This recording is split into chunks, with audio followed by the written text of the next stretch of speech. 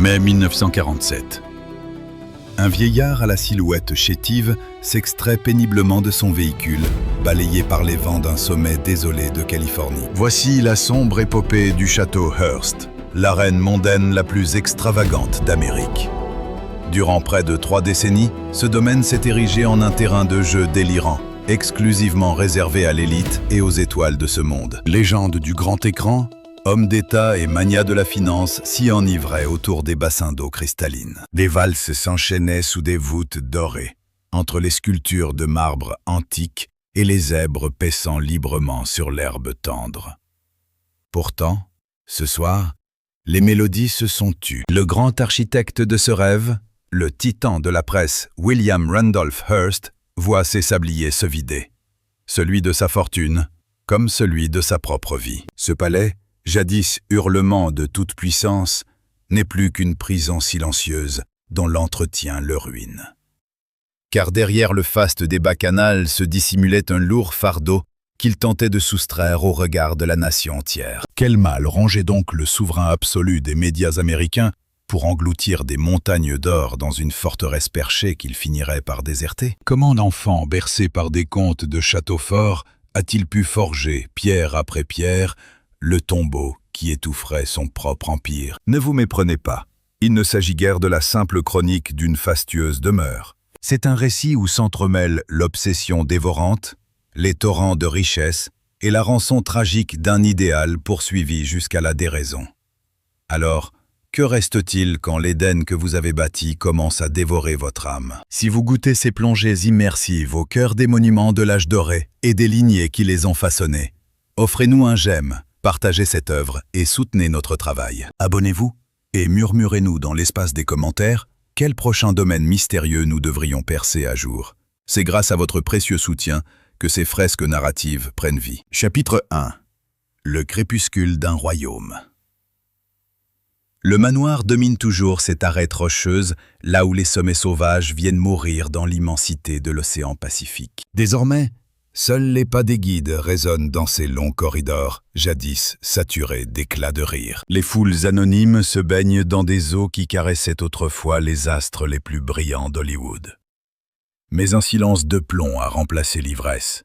Le rideau est tombé sur les festivités. Pour saisir l'essence de ce sanctuaire devenu monument historique, il faut remonter à la source. L'âme de l'enfant qui l'a imaginé. Il faut comprendre l'empire colossal qu'il a financé, ainsi que la passion féroce qui faillit tout anéantir. Mais plongeons d'abord dans la ferveur des célébrations. À l'aube des années 1930, San Simeon régnait comme la résidence privée la plus mythique des États-Unis. Chaque fin de semaine, l'élite débarquait par les voies ferrées avant de gravir les lacets sinueux de la montagne, confortablement installés dans un cortège de limousines. Le mirage qui les attendait au sommet défiait l'entendement. Un somptueux palais aux allures de renaissance espagnole, accroché aux cieux californiens et encerclé par le parc zoologique privé le plus vaste du pays. Le bassin de Neptune s'allongeait sur 104 pieds de majesté, tapissé d'un marbre immaculé du Vermont et gardé par la façade d'un temple romain, arraché au vieux continent et réassemblé bloc après bloc. Quant aux thermes romains intérieurs, ils irradiaient de lueurs saphir et or, abrités sous d'immenses voûtes en berceau où scintillaient des milliers de mosaïques. Les flancs de la colline étaient mouchetés de pavillons d'invités aux proportions de véritables manoirs. Des zèbres s'y promenaient paisiblement sur des pelouses d'une perfection absolue. Le maître des lieux en personne, vêtu d'un vieux chandail froissé, arpentait ce paradis terrestre, désignant avec fierté une nouvelle sculpture antique, des jardins naissants ou l'édification de futures ailes royales. Les vendredis soirs exigeaient la grande tenue dans le salon d'apparat. Les icônes du cinéma y côtoyaient les sénateurs, tandis que d'ambitieux réalisateurs murmuraient leurs visions à l'oreille des magnats des studios. Trônant au centre d'une gigantesque table de réfectoire, Hearst menait la danse. À ses côtés, Marion Davies veillait avec grâce à maintenir une atmosphère légère et enchanteresse pour chaque convive. Le banquet s'effaçait ensuite pour laisser place aux projections dans le théâtre personnel de l'hôte, suivi de bals, de joutes sur le tapis vert du billard ou d'errances nocturnes dans des jardins baignés de clarté lunaire. La loi du domaine était d'airain, mais limpide. Élégance exigée au crépuscule, Extinction des feux aux 12 coups de minuit, proscription totale des affaires durant le repas, et surtout, le péché impardonnable. Oser émettre la moindre critique écrite envers Hearst ou sa presse. La cour se pliait docilement à ses exigences. La beauté des lieux était trop enivrante, le privilège d'y paraître trop inestimable, et l'illusion trop parfaite pour risquer d'en être banni. C'était le songe américain incarné dans le marbre pur et la pierre de taille. La preuve vivante qu'un simple fils de San Francisco pouvait forger une œuvre éclipsant la noblesse européenne, un cercle plus fermé que le plus élitiste des salons, un lieu qui faisait couler plus d'encre que la Maison Blanche elle-même. Pourtant, en ce mois de mai 1947, le mirage se désintègre. Les grands projecteurs restent aveugles et les somptueux pavillons demeurent désespérément vides. Sur des terrasses inachevées, les rouages des machines de chantier se laissent ronger par l'oxydation. L'empereur déchu vit alors reclus en exil à Beverly Hills, le corps meurtri par la maladie. Son immense trésor a été englouti par des décennies de frénésie dépensière, surpassant même le fleuve d'or que crachait son empire médiatique. Le palais, érigé pour clamer sa suprématie au monde, s'est métamorphosé en épitaphe de sa propre chute. Quel cataclysme a bien pu séparer le tumulte des balles du silence glacial de ces couloirs? Comment un être humain peut-il sacrifier presque 3 décennies à façonner un idéal de pierre pour s'en voir dépossédé à l'aube de son trépas? Le mystère puise sa source dans les méandres d'une presse à scandale, le fracas des unions brisées, la fidélité d'une poignée de bâtisseurs, le dévouement absolu d'une maîtresse et une cruelle réalité. Il est des utopies bien trop colossales pour être achevées, mais infiniment trop onéreuses pour être délaissées.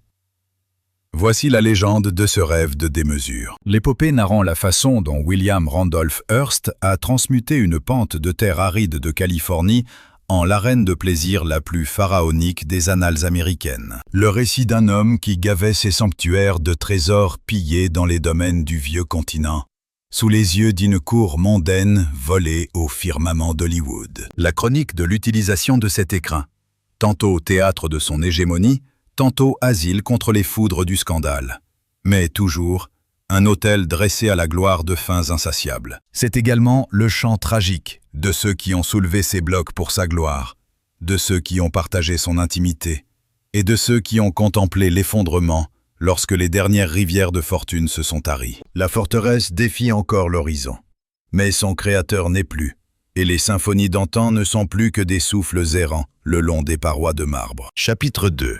L'enfant qui s'éveilla dans le château des autres. L'obsession a pris racine à l'aube de son existence.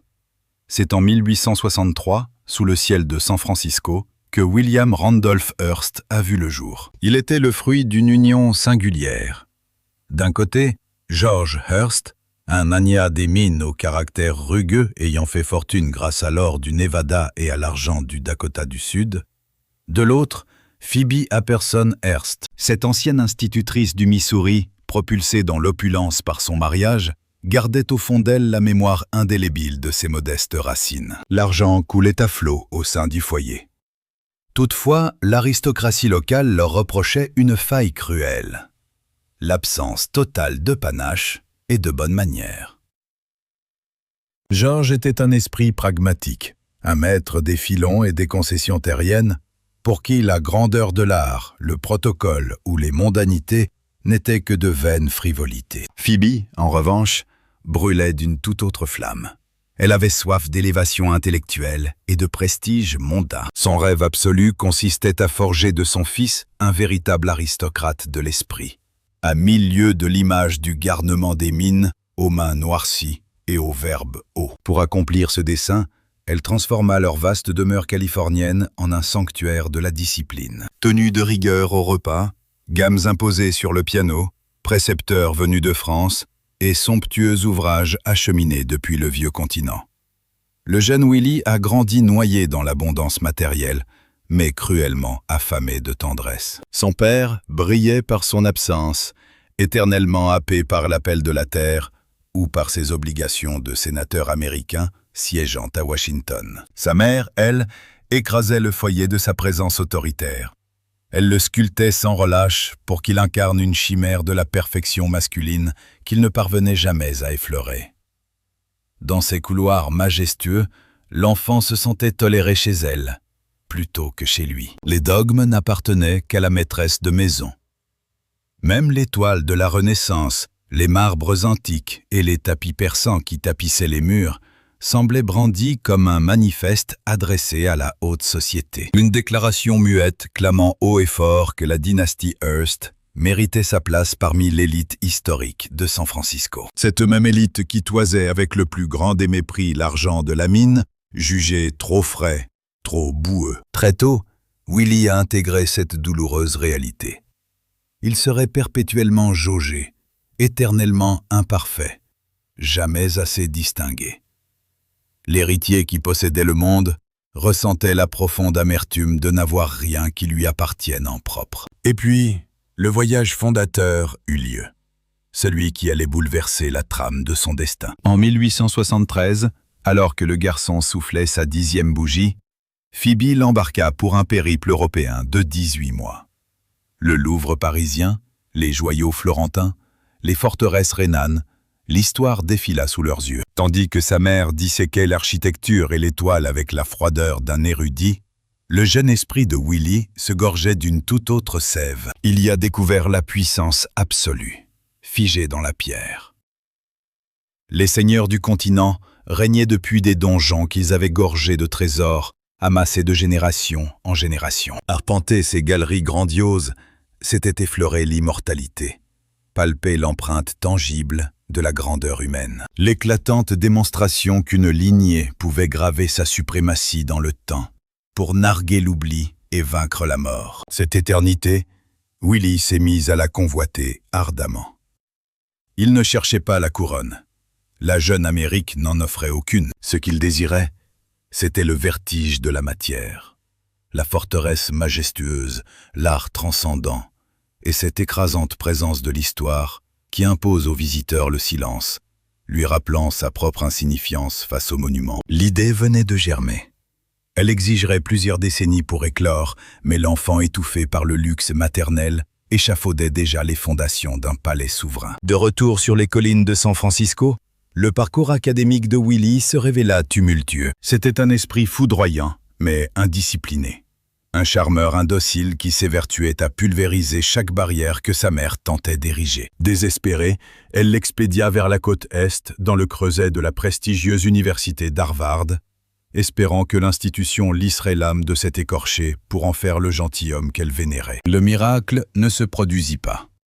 Harvard ferma définitivement ses portes au jeune homme après qu'il eut eu la brillante insolence de livrer au corps professoral des pots de chambre gravés à leur propre nom. Une provocation théâtrale et ruineuse, réglée comme du papier à musique. La quintessence de la démesure des Hearst, mise au service d'une fronde adolescente. Pourtant, ce renvoi n'eut que l'effet d'une brise légère. À cette époque, le patriarche avait mis la main sur une feuille de chou moribonde, le San Francisco Examiner, pour servir de simple porte-voix à ses desseins politiques. Avec la fougue de sa jeunesse, Willie persuada son père de lui céder la barre du navire. À 23 ans seulement, noyé dans l'or et dénué de la moindre prudence, il brûlait d'une envie dévorante de s'imposer, en empruntant des chemins que sa génitrice désavouerait avec fureur. La presse imprimée se révéla être l'arme par excellence pour ce jeune lot qui avait toujours manqué de souffle dans le théâtre de sa propre maison. L'encre noire permettait de modeler l'opinion des masses. Elle offrait un champ de bataille unilatéral, frappant ses rivaux là où la parade s'avérait impossible. C'était le levier magique pour ériger un empire de bruit et de fureur, éclatant à la face du monde, et qui ne porterait que sa propre signature. Mieux encore, magistralement orchestré, l'industrie du journalisme crachait suffisamment d'or pour s'offrir des châteaux. Chapitre 3. Façonner un empire avec de l'encre et de la terreur. Le San Francisco Examiner n'était plus qu'une relique agonisante lorsque le jeune magnat en prit les commandes en 1887. Les tirages frôlaient l'abîme, les annonceurs fuyaient, et le public préférait des horizons plus attrayants.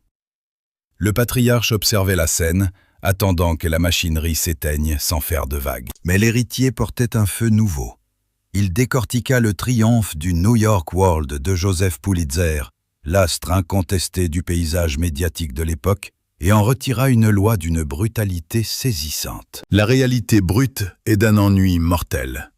Seule la dramaturgie fait couler l'or. Pulitzer avait percé le code des foules. Le peuple se moquait éperdument de l'aridité des délibérations municipales. Ce qu'il exigeait, c'était du sang et des larmes. La masse réclamait des anges et des démons. Il fallait que la feuille matinale leur brûle les doigts et fasse s'emballer leur cœur. S'appropriant ce sombre dogme, Hearst l'éleva au rang d'art absolu. Il acheta les plumes les plus affûtées de son temps, écrasant sans pitié la concurrence à coups de salaires astronomiques. Il modernisa l'arsenal mécanique des rotatives, inondant les premières pages de gravures gigantesques qui frappaient l'œil avant même d'atteindre l'esprit. Un macabre opéra visuel d'assassinat, de calamités retentissantes et de vices exposés au grand jour. Il exigeait une typographie monumentale, des titres titanesques, capables d'accrocher le regard d'un bout à l'autre de l'avenue.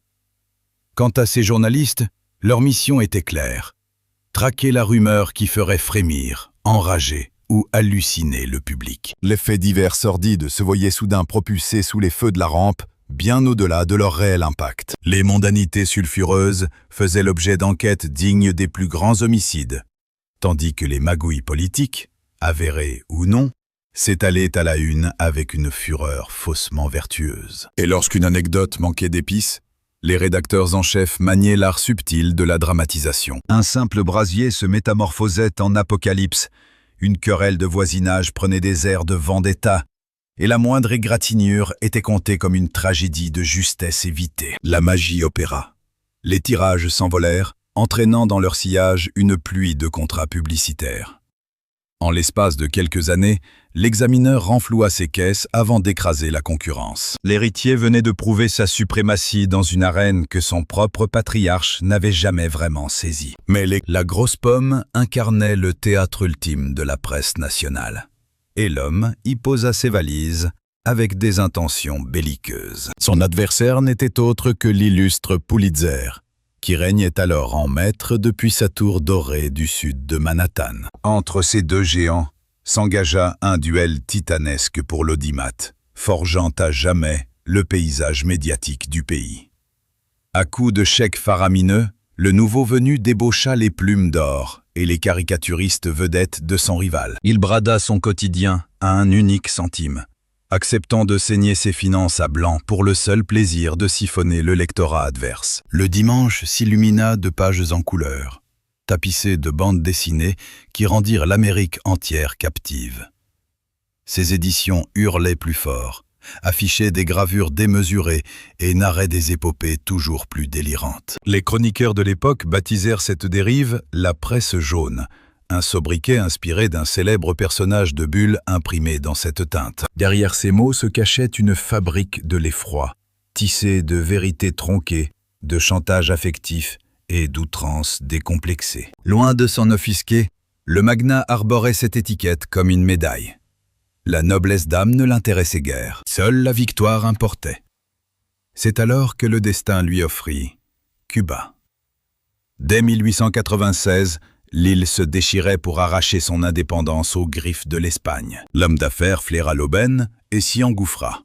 Ses rotatives se mirent à cracher un flot quotidien de massacres hispaniques, certains authentiques, la plupart amplifiés, d'autres nés de toutes pièces. Il dépêcha des illustrateurs sur place, chargés de croquer l'horreur des troupes coloniales massacrant les innocents locaux. Ces colonnes regorgeaient de missives prétendument rédigées par des opprimés, implorant à genoux l'intervention des États-Unis. Lorsque le navire de guerre Maine fut pulvérisé dans le port de la Havane, en février 1898, emportant 260 marins américains dans la mort, le journal n'attendit aucune enquête pour pointer Madrid du doigt. Les gros titres hurlaient à l'assassinat. Les croquis dévoilaient des commandos ennemis dissimulant des explosifs sous-marins. Les éditorialistes réclamaient le sang. Aujourd'hui encore, les érudits se déchirent sur les véritables causes de ce naufrage. À l'époque, les instances officielles avaient conclu à un attentat à la torpille. La science contemporaine penche plutôt pour une combustion accidentelle des soudes à charbon ayant embrasé la poudrière. Qu'importe. En 1898, la vérité objective n'avait plus aucune valeur. Seul comptait le récit martelé par le mania de la presse, une fable si retentissante que des millions d'âmes l'avalèrent comme parole d'évangile. L'Amérique tira l'épée contre la couronne espagnole. Les ventes crevèrent le plafond. C'est ainsi que William Randolph absorba la leçon la plus redoutable de son existence. Celui qui tisse le récit dicte la réalité. En hurlant avec suffisamment de conviction, le réel finit par se tordre et se mouler exactement à l'image du mensonge. Son pouvoir était désormais absolu. Ne lui manquait plus qu'une forteresse digne de sa grandeur souveraine. Chapitre 4. La rencontre avec Julia Morgan, l'ombre lumineuse derrière le monarque.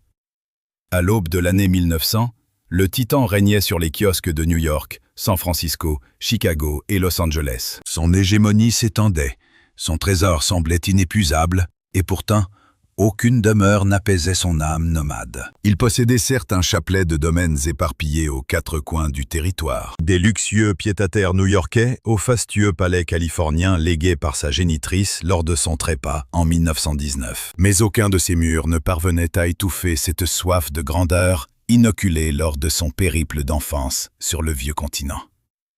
Ses résidences étaient nobles, mais elles n'avaient rien de château. C'est alors que ressurgit le souvenir des terres sauvages. En 1865, son père avait fait l'acquisition de 40 000 hectares de pâturage bordant le littoral pacifique, non loin de San Simeon. Un Éden isolé du monde, où de douces collines couronnées de chênes centenaires plongeaient leur regard vers l'océan, depuis des falaises vertigineuses. Le patriarche y faisait paître ses bêtes et profitait de cet écrin brut pour de rustiques escapades en compagnie de son garçon. Le petit Willy chérissait ces instants d'évasion. L'ivresse des grands espaces, l'horizon infini, la brise salée et cette sensation grisante que cette immensité s'étalant à perte de vue portait le sceau de son propre sang. Lorsque sa mère rendit son dernier soupir, le vaste domaine tomba entre ses mains. À l'aube de ses 56 ans, assis sur une montagne d'or défiant l'entendement humain, il se sentait enfin prêt à ériger une œuvre immortelle. Il lui fallait un maître d'œuvre. En 1919, l'aristocratie financière se tournait machinalement vers les grands cabinets de la côte Est, ces signatures illustres qui bâtissaient du classicisme bourgeois pour les dynasties en place. Mais le mania aima briser les codes. Il confia son rêve à Julia Morgan, une architecte de 47 ans œuvrant dans le silence studieux d'un atelier franciscanais. Cette femme incarnait l'anomalie dans toute sa splendeur, naviguant avec grâce dans un univers où régnait la stricte loi du patriarcat. Pionnière absolue, elle fut la première figure féminine à forcer les portes des beaux-arts de Paris, s'abreuvant aux mêmes sources que les créateurs des plus majestueux édifices du vieux continent. De retour sur ses terres californiennes, elle avait forgé sa renommée. Son cabinet d'architecture florissant donnait vie à des demeures élégantes, des sanctuaires spirituels et des édifices publics majeurs. Son art se distinguait par une rigueur absolue. Chaque ligne, chaque volume et chaque finition témoignaient d'un respect quasi religieux pour l'artisanat et l'équilibre. D'une stature menue et dotée d'une voix d'une grande douceur, elle incarnait pourtant la précision à l'état pur. Face à la flamboyance et à la fougue d'un mania sans limite, l'architecte opposait une méthode implacable et un esprit profondément rationnel. Il bâtissait des chimères grandioses. Elle les traduisait en murs porteurs, en réseaux d'écoulement et en calculs sismiques. Leur collaboration avait débuté des années auparavant, au gré de chantiers plus modestes, quelques réaménagements, des extensions et l'édification de pavillons dispersés sur ces domaines. Si l'homme d'affaires vénérait sa maîtrise technique, il appréciait par-dessus tout son oreille attentive. Jamais elle n'imposait sa propre vision. Elle recueillait les désirs de ses mécènes, puis déployait son génie pour les matérialiser. En l'an 1919, le mania de la presse convia sa conceptrice sur les hauteurs sauvages de San Simeon. Ses mots furent simples, évoquant une certaine lassitude face aux rudimentaires campements de toile et au poids des années qui rendaient ses ascensions pénibles. Il réclamait l'édification d'un modeste refuge, un simple cabanon. Mais l'architecte sut, en une fraction de seconde, que la modestie n'avait pas sa place dans ce rêve. Leur passé commun lui avait enseigné une vérité immuable. Avec cet homme, Chaque première pierre appelait inévitablement une cathédrale de modification et d'extension démesurée. Consciente des cargaisons entières d'œuvres d'art et de reliques qu'il accumulait, elle devinait qu'il lui faudrait concevoir un écrin à l'échelle de son empire médiatique, de son incommensurable richesse et de son orgueil. Ce qu'elle ignorait encore, c'est que ce prétendu modeste abri allait dévorer les 28 années suivantes de son existence. Tout commença par de frêles esquisses. Le maître des lieux imaginait une résidence majestueuse couronnant le sommet. Baptisée la Casa Grande, elle devait s'entourer d'un triptyque de pavillons destiné à ses illustres convives. Ses songes empruntaient au rivage méditerranéen et à la nostalgie des missions espagnoles de sa jeunesse, mais transcendés par une opulence inouïe, hérissée de beffrois et bordée d'esplanades vertigineuses. Il exigeait des bassins majestueux.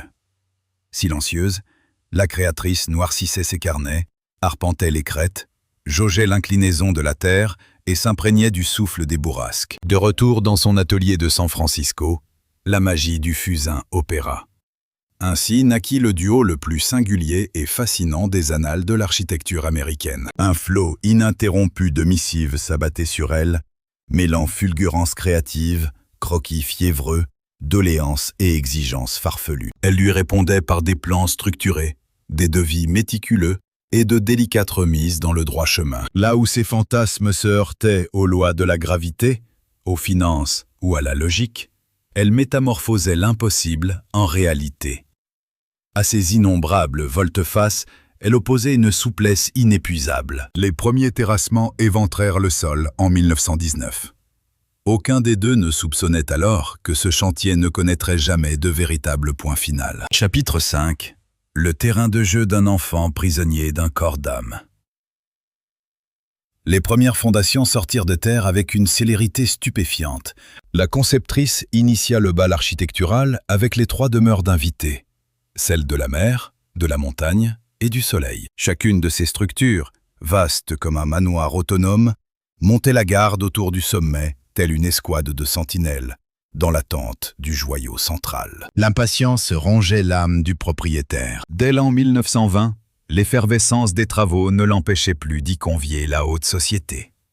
Ses hôtes dormaient sous la toile ou dans les pavillons tout juste livrés, bercés par le tumulte incessant des ouvriers. Exposer les entrailles de sa genèse le ravissait.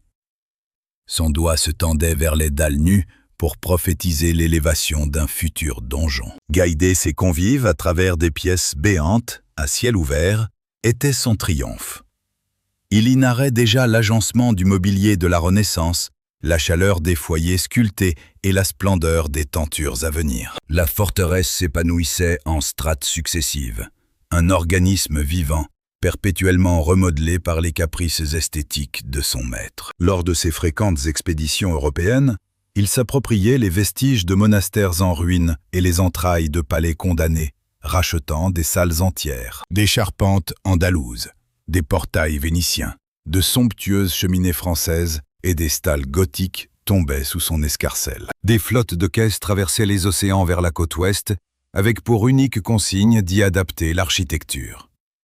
Lorsqu'une voûte importée débordait des plans initiaux, la créatrice repensait l'espace de fond en comble. S'il fallait abattre et déplacer une cloison pour honorer un chambranle séculaire, la cloison reculait. Pour le magnat, ce chantier titanesque n'était que le jouet le plus onéreux de la création.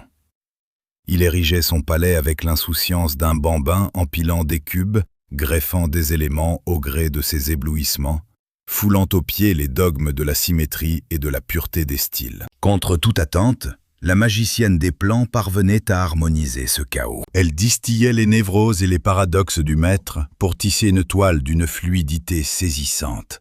Un chef-d'œuvre unifié qui se moquait éperdument du classicisme. Le corps principal, l'imposante Casa Grande, s'étira sur 4 niveaux, couronné par 2 clochers jumeaux qui déchiraient l'azur. Son visage de pierre osait un mariage insolite. Le charme colonial hispanique s'y fondait avec des courbes méditerranéennes et d'obscures dentelles gothiques. En son cœur, les couloirs et les antichambres s'enchaînaient dans une délicieuse anarchie. L'obscurité d'une bibliothèque médiévale se dissolvait soudainement dans la lumière d'un cloître ibérique. Les arabesques d'un salon mauresque glissaient furtivement vers l'élégance d'une alcôve de la Renaissance. La salle de réception, épicentre des festivités, se déployait sur une centaine de pieds de longueur, flanquée de boiseries sacrées arrachées à l'Italie et tapissée de fresques textiles flamandes. L'endroit évoquait bien moins un foyer chaleureux qu'une salle du trône travestie en retraite champêtre. Vinrent ensuite les sanctuaires aquatiques. Les eaux extérieures du bassin de Neptune ne furent, à leur balbutiement, qu'une modeste géométrie rectangulaire. Hearst balaie la proposition d'un revers de main. Profade. Morgan revoit sa copie, intégrant cette fois des colonnades antiques. Le résultat s'améliore, mais l'extravagance exigée par le maître des lieux manque encore à l'appel. L'architecte remet inlassablement l'ouvrage sur le métier. Le bassin de Neptune subira de multiples refontes totales, étalées sur 17 longues années d'efforts, avant d'atteindre sa perfection définitive. 104 pieds de marbre pur du Vermont enlacent désormais des eaux d'un bleu lagon. L'ensemble est couronné par un fronton de temple romain où veillent majestueusement des effigies sculptées de Neptune et de ses Néréides. Quant aux termes intérieurs, ils puisent leur essence même dans les vestiges antiques que le magnat avait pu contempler lors de ses périples italiens. Morgan habille la moindre parcelle de mosaïque de verre posée à la main, déployant un labyrinthe géométrique où s'entremêlent l'azur, l'or fin et l'ocre flamboyant. 8 divinités et héros de légende, figés dans la pierre, montent la garde le long de ces murs somptueux. Sous la lueur diffuse de globes en albâtre, l'onde semble irradier d'une clarté magique et intérieure. On se croirait face au rêve délirant d'un César qui aurait disposé d'une fortune inépuisable, épaulé par une créatrice californienne au perfectionnisme maladif. Parallèlement à ces prouesses de pierre, une ménagerie sauvage prenait racine. Depuis les 4 coins du globe, le milliardaire fait venir une faune hétéroclite. Zèbres, émeus, kangourous, mais aussi des élans, des bisons, et jusqu'à d'improbables ours blancs. Ces créatures vagabondent en semi-liberté à travers les collines, confinées dans d'immenses enclos savamment dissimulés. Les visiteurs gravissent une route sinueuse, où paissent des bêtes de la savane sous des chênes centenaires. Une chimère, entre l'Afrique et l'Ouest américain, devenue presque banale. Et chaque année amène son lot d'extravagances supplémentaires. Un cours de tennis par-ci, une énième bibliothèque par-là, de nouveaux pavillons pour les convives, de vastes terrasses et même une piste d'atterrissage personnelle. Ce chantier titanesque ne connaîtra jamais de terme. Tout simplement parce que son instigateur refuse d'y mettre un point final. L'acte de bâtir et l'ivresse de la possession sont les seules véritables finalités. Il ne cherche pas à ériger un foyer chaleureux. Il forge la preuve tangible que rien, ici-bas, ne peut être refusé à William Randolph Hearst. Au diable la raison, les limites financières ou l'harmonie des styles. Dès 1925, la renommée de San Simeon n'est plus à faire. Le tout Hollywood en parle et l'arène politique s'en délecte en coulisses. Recevoir un carton d'invitation pour gravir cette colline magique devient le privilège suprême de toute la Californie. Les festivités peuvent enfin commencer. Chapitre 6. Marion Davis. Une figure pétillante, recluse, dans une prison dorée. Car tout palais majestueux exige une souveraine. C'est en 1915 que le mania la découvre, bien avant que la terre de San Simeon ne soit éventrée.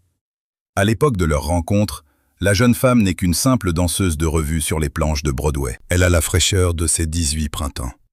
Lui affiche 52 ans au compteur, père de 5 garçons, époux légitime, et trône déjà au sommet de la puissance américaine. Spirituelle, rayonnante, dotée d'une répartie cinglante, elle exerce un magnétisme absolu.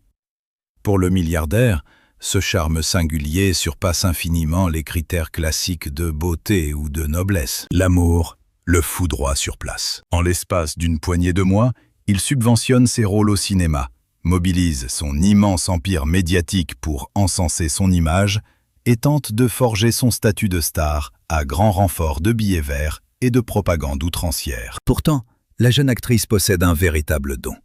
Un rythme humoristique implacable, une aisance innée devant l'objectif et ce talent rare capable de sublimer le scénario le plus médiocre. Hélas, les ragots s'accrochent à ses talons comme une ombre. Selon la rumeur, sa célébrité ne serait que le caprice dicté par son illustre bienfaiteur. Ces mauvaises langues n'ont pas totalement tort. Le patriarche engloutit des fortunes vertigineuses pour la propulser au sommet. Il va jusqu'à fonder la Cosmopolitan Pictures avec l'unique ambition de financer ses longs métrages.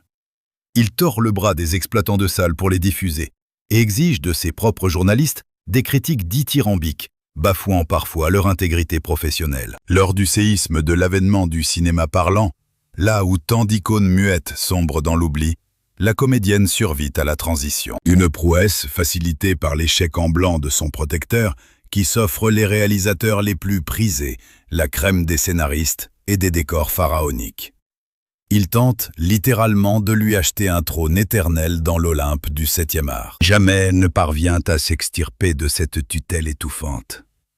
Si le milieu salue sa performance, il exècre les ingérences maladives du mania. Les spectateurs, bien que charmés par ses apparitions, n'oublient pas l'essentiel. Elle demeure la favorite de l'ombre et non l'épouse légitime. Pendant ce temps, Millicent, l'unique Madame Hearst aux yeux de la loi, maintient ses quartiers à New York avec leur progéniture. Bien que séparés de corps, elle refuse catégoriquement d'accorder la moindre dissolution de leur mariage. Marion ne connaîtra jamais le poids symbolique d'une alliance à son doigt. Jamais on ne l'annoncera dans les salons sous le prestigieux patronyme de son amant. Elle est condamnée au titre de Mademoiselle Davis, la saltimbanque partageant le lit d'un homme marié. Dès lors, le domaine féerique devient tout à la fois son sanctuaire et sa prison dorée. Entre ses murs majestueux, elle endosse le rôle de maîtresse de maison officieuse. C'est elle qui accueille les illustres visiteurs et veille à raviver la flamme des échanges mondains. Véritable mémoire vivante, elle retient le moindre patronyme et chaque caprice de ses convives, parvenant à dérider les monstres sacrés d'Hollywood face à la rigueur d'un hôte engoncé dans son protocole pointilleux. Derrière le faste, son cœur bat de sincérité.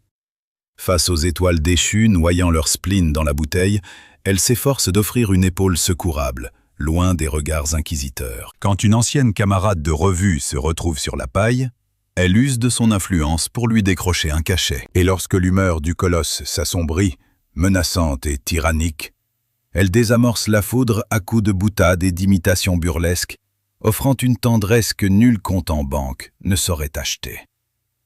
Cependant, elle aussi finit par trinquer avec le diable. D'abord, un verre de complaisance, puis une habitude sournoise, pour glisser vers un gouffre d'excès au fil des saisons qui s'égrènent. Ce fardeau d'une existence passée sous le feu des médisances, cette mascarade nocturne d'une joie feinte, et l'adoration absolue d'un homme couplé au mépris de la bonne société, tout cela a laissé des cicatrices indélébiles. Le palais perché, véritable mirage d'Éden pour le commun des mortels, prend par instant les contours d'une geôle splendide et sans issue pour celle qui l'habite. Malgré la tempête des scandales et le venin des ragots, elle s'accroche. Elle traverse à ses côtés les naufrages électoraux, les humiliations sur la place publique et l'effondrement de son empire financier. Elle demeure fidèle au poste car, selon les confidences de leurs intimes, ses sentiments étaient purs et véritables. Elle n'aimait ni le royaume de papier, ni l'encre des manchettes ravageuses, ni les jeux de pouvoir d'un homme qui faisait trembler la presse américaine. Elle exécrait la férocité dont la société pouvait faire preuve.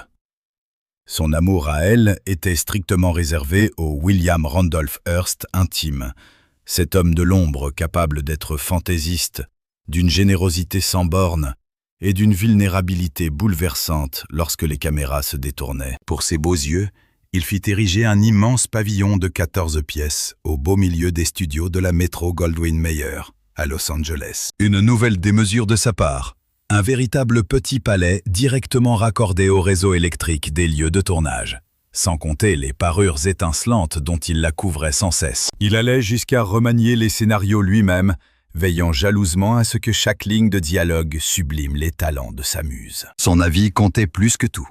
Il la consultait sur d'importantes campagnes éditoriales avec la même ferveur qu'il lui demandait de choisir la place d'une tapisserie séculaire dans les couloirs du château. Dès que la fin de semaine approchait, il l'emportait par les airs ou par la route vers ce sommet isolé.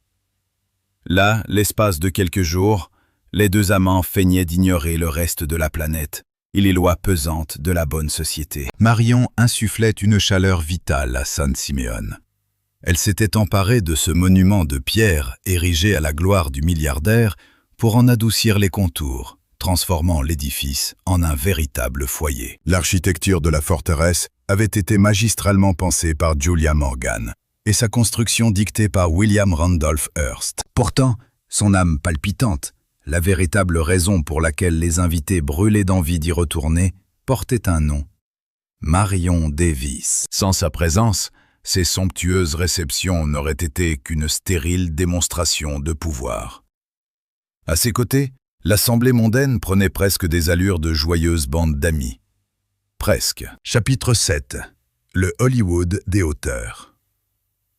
Le palais des réceptions le plus extravagant des États-Unis, la chorégraphie de ses fastes ne variait pour ainsi dire jamais. Le vendredi après-midi, un convoi ferroviaire privé s'arrachait de Los Angeles, emportant dans ses luxueux wagons entre 15 et 30 convives triés sur le volet. Aux premières lueurs du crépuscule, le voyage sur rail s'arrêtait à San Luis Obispo.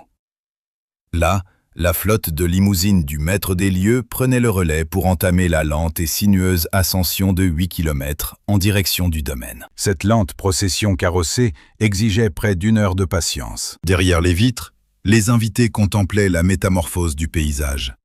La garrigue côtière cédait peu à peu la place à des vallons parsemés de chênes centenaires, tandis qu'un frisson de fraîcheur envahissait l'habitacle au fil de l'ascension. Il n'était pas rare de surprendre, baignés dans une lumière crépusculaire et dorée, des zèbres ou des bisons paissant paisiblement au bord du chemin. Une faune sauvage qui n'avait strictement rien à faire sur des terres californiennes, mais qui s'imbriquait à la perfection dans l'univers onirique du mana.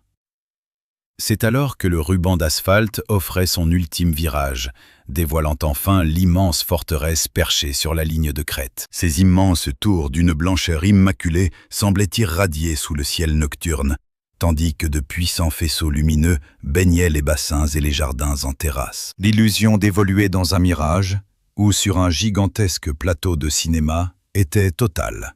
Et c'était précisément l'effet recherché. Un certain Charlie Chaplin en était un habitué absolu, tout comme d'immenses figures telles que Clark Gable, Greta Garbo, Cary Grant, Carole Lombard ou encore Joan Crawford. Il serait juste d'affirmer que le Gotha de l'âge d'or hollywoodien a un jour ou l'autre foulé le sol de San Simeone, mêlant ainsi acteurs de légende, illustres réalisateurs, producteurs, écrivains de renom et parfois même d'influents hommes politiques ou de puissants barons de l'industrie. L'accès à ce saint des saints se faisait sur invitation stricte. Et le casting de ces soirées brillait par sa glorieuse imprévisibilité. Il n'était d'ailleurs pas rare d'y voir un acteur burlesque du cinéma muet partager sa table avec un juge de la Cour suprême des États-Unis. Ailleurs, c'était une vedette des planches de Broadway qui refaisait le monde au bord de la piscine en compagnie d'un lord britannique. Mais sous ces apparences de grande liberté, la vie au château obéissait à un code de conduite délicatement paradoxal, alliant grand flegme et rigidité des reins. Chaque convive se voyait attribuer ses quartiers, que ce soit au sein de la bâtisse principale, la Casa Grande, ou dans l'un des élégants pavillons annexes, des espaces regorgeant de mobilier de la Renaissance et de pièces maîtresses dignes des plus grands musées. L'élégance absolue était de rigueur à la nuit tombée. Tenue de soirée exigée pour l'apéritif servi à 19h30 dans la grande salle de réception, suivi du dîner retentissant à 21h tapante. Ce véritable banquet prenait place autour d'une table magistrale, semblable à celle des antiques monastères, capable d'accueillir une quarantaine d'âmes. Le patriarche trônait immanquablement en son centre. Marion prenait place à ses côtés, tandis que le reste de la cour s'éparpillait librement, délesté de toute étiquette protocolaire ou hiérarchique.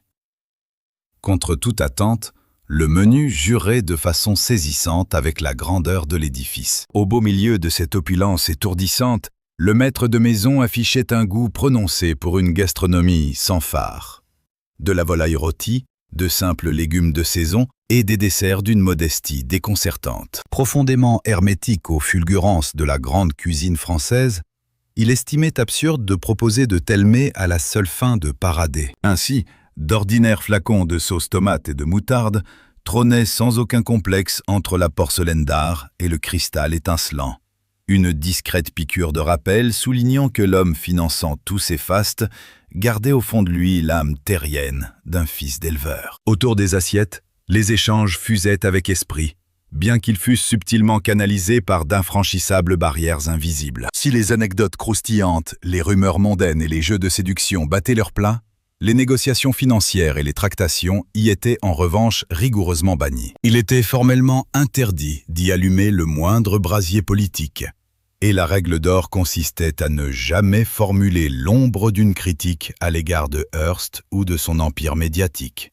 Du moins, pas dans une pièce où les murs auraient pu avoir des oreilles. Ce vaste domaine faisait figure de zone démilitarisée, un havre de paix loin de la broyeuse des studios et des guerres d'ego professionnels, à la condition sine qua non de ne jamais oublier qui régnait en monarque absolu sur cette colline. Une fois les agapes terminées, venait le grand rituel du 7e art. Dans l'écrin de sa salle de projection privée d'une 50aine de places, défilaient les toutes dernières pépites hollywoodiennes, bien souvent en avant-première mondiale.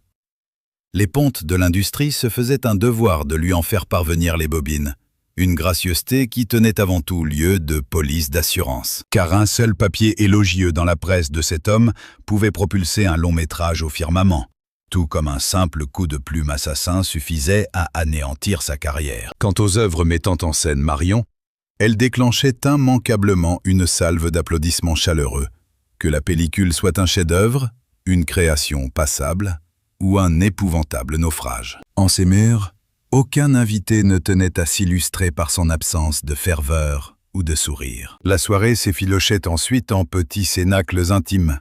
On esquissait des pas de danse dans la pénombre des salons, on enchaînait les parties de billard et les jeux de cartes, à moins de préférer de langoureuses déambulations dans les jardins baignés de clarté lunaire, bercés par le souffle du Pacifique s'engouffrant dans la canopée. Tout ce joyeux manège prenait brusquement fin lorsque tombait le couperet imposé par le souverain des lieux. Minuit sonnant, extinction des feux. Les salons d'apparat plongeaient d'un coup dans l'obscurité totale et l'hôte se retirait. Les oiseaux de nuit étaient libres de prolonger leur chuchotement dans le secret de leurs appartements respectifs. Mais la grande représentation mondaine de la nuit venait officiellement de tirer sa révérence. L'aube du samedi ouvrait la voie à une toute autre partition. Les heures s'égrenaient doucement entre de longs plongeons dans l'immensité du bassin de Neptune ou les thermes romains, et les frappes échangées sur les cours de tennis baignés de lumière. Des cavalcades à travers les collines verdoyantes, des instants d'oisiveté sur des esplanades baignées de lumière. Au rythme des rafraîchissements et des mets délicats apportés par les domestiques, certains invités s'égaraient dans un labyrinthe de salons, fascinés par ce trésor hétéroclite.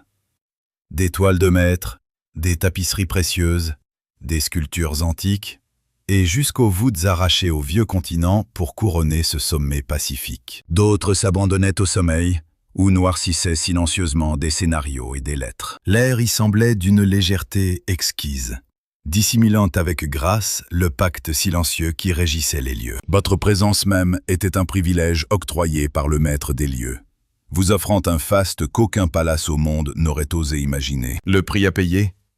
Une docilité absolue.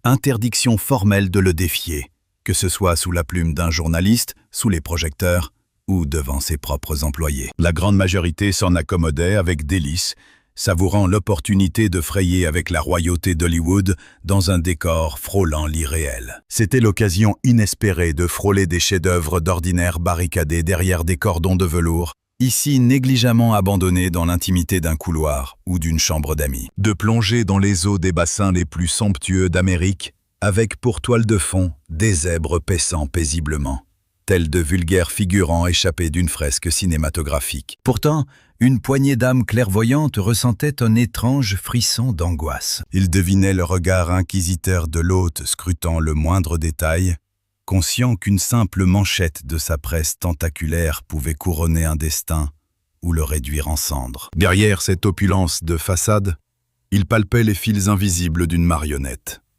Cet Éden avait un maître, et chaque invité en était le jouet. Le domaine revêtait 1000 visages. Un parc d'attractions, une galerie d'art intemporel, un plateau de tournage exclusif. un écrin théâtral façonné pour l'ego d'un seul homme. Jamais ce lieu n'aspira à offrir la chaleur d'un véritable foyer. C'était avant tout un étalage de suprématie, habilement déguisé en retraite dominicale. Et cette démonstration de force s'apprêtait à basculer dans les ténèbres. Chapitre 8. Machination politique et le souverain de la presse. Le magnat refusait de se contenter du titre de simple hôte du refuge préféré d'Hollywood. Régner sur le Gotha mondain n'était pour lui qu'un simple divertissement. Sa véritable soif se portait sur une domination politique titanesque, à la mesure de sa fortune et de son influence médiatique. Au cœur des années 1920, son royaume journalistique avait atteint des proportions vertigineuses. 28 journaux répartis dans 18 métropoles, des magazines, des sociétés d'actualité cinématographique et des studios de cinéma pliaient sous son autorité. Environ un citoyen américain sur 4 s'imprégnait quotidiennement de la parole de ce visionnaire, ce qui signifiait qu'un Américain sur 4 contemplait le monde, consciemment ou non, à travers le prisme déformant du titan.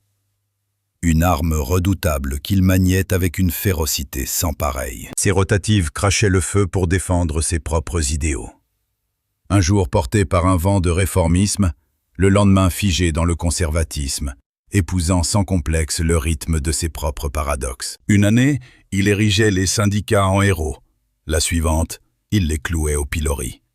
Il prêchait la nationalisation des voies ferrées, tout en se faisant le chantre acharné du capitalisme privé sur d'autres fronts. S'il s'érigeait en rempart contre toute ingérence américaine sur le sol européen, il n'éprouvait aucune gêne à attiser les flammes d'une intervention armée en Amérique latine, selon son bon plaisir. Au cœur de cette tempête de contradictions, l'unique boussole restait l'homme lui-même. Les unes de ses journaux devenaient le miroir de son âme, reflétant ses colères passagères, ses rancunes tenaces, ses lubies éphémères et son appétit de conquête. Et cette fin de pouvoir était d'une réalité brutale.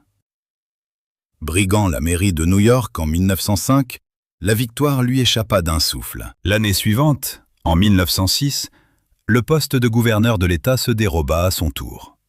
Des croisades électorales qui siphonnèrent des sommes colossales. Dans l'intervalle des scrutins, il arrosait d'or les politiciens dociles, pour ensuite lâcher ses molosses éditoriaux et les déchiqueter publiquement à la moindre trahison. Les chefs d'État quémandaient ses bonnes grâces. Les membres du Sénat tremblaient à l'idée d'attirer ses foudres. D'un océan à l'autre, pas un édile n'osait prendre parti sur un sujet brûlant sans avoir au préalable pris le pouls de la plume du maître. On pouvait certes survivre sans son onction, mais elle vous portait au sommet. S'attirer l'inimitié de ses tirages, en revanche, était un suicide assuré. La forteresse perchée cessa d'être un simple écrin de festivité pour se muer en un théâtre d'ombre gouvernementale. Les parlementaires s'y glissaient furtivement le temps d'un week-end discret, façonnant les futures lois du pays dans l'anonymat, à l'abri des objectifs photographiques. Les dirigeants régionaux répondaient à la convocation dès que l'hôte désirait s'immiscer dans les affaires de marché public, de tarification de l'énergie ou de réforme fiscale. Les prétendantes au bureau ovale y accomplissaient leur pèlerinage, pertinemment conscients qu'une simple manchette flatteuse dans ses colonnes pouvait faire basculer le destin de la nation. Ce temple de l'extravagance offrait aux hommes de pouvoir la seule denrée aussi précieuse que la notoriété. Le secret absolu. Loin du brouhaha de la meute médiatique et des rumeurs d'appareils, on y tissait des accords, on jaugeait les alliances, on fignolait les compromis. Le tout sans laisser la moindre trace écrite. L'empereur y dictait ses volontés avec une clarté glaçante, tandis que ses invités sondaient l'abîme, cherchant la limite à ne pas franchir pour éviter le lynchage de la presse. Devant l'objectif, autour des eaux azurées du grand bassin antique, chacun affichait un rictus de façade, sachant éperdument que les véritables tractations se jouaient ailleurs. Dans le clair-obscur des vérandas ou au creux des fauteuils profonds, une fois les agapes terminées. La frontière fragile, séparant le métier d'informer de la manipulation pure, s'évaporait purement et simplement. Lorsqu'une directive lui déplaisait, ses rotatives annonçaient sans vergogne l'apocalypse imminente. À l'inverse, son poulain du moment se voyait paré de toutes les vertus imaginables. Et tandis que ce dernier trônait majestueusement en première page, ses adversaires se faisaient traîner dans la boue. crucifiés par de sombres histoires de mœurs, des ragots poussiéreux ou des calomnies habilement orchestrées sur leur intégrité. La vérité n'était plus qu'une pâte malléable, minutieusement sculptée pour servir la grande épopée dictée par son seul créateur. Les directeurs de publication avaient parfaitement saisi l'essence de leur mission. L'objectivité n'avait pas sa place ici. Leur unique raison d'être consistait à assurer le triomphe absolu de William Randolph Hearst. Depuis les collines d'Hollywood, les convives observaient ce manège avec une certaine ambivalence. Une poignée d'entre eux restaient fascinés par cette force brute, subjugués par cet individu capable de faire trembler les chefs d'État au simple rythme rotatif de ses presses. D'autres en ressentaient un profond malaise. Pourtant, une vérité tacite faisait l'unanimité.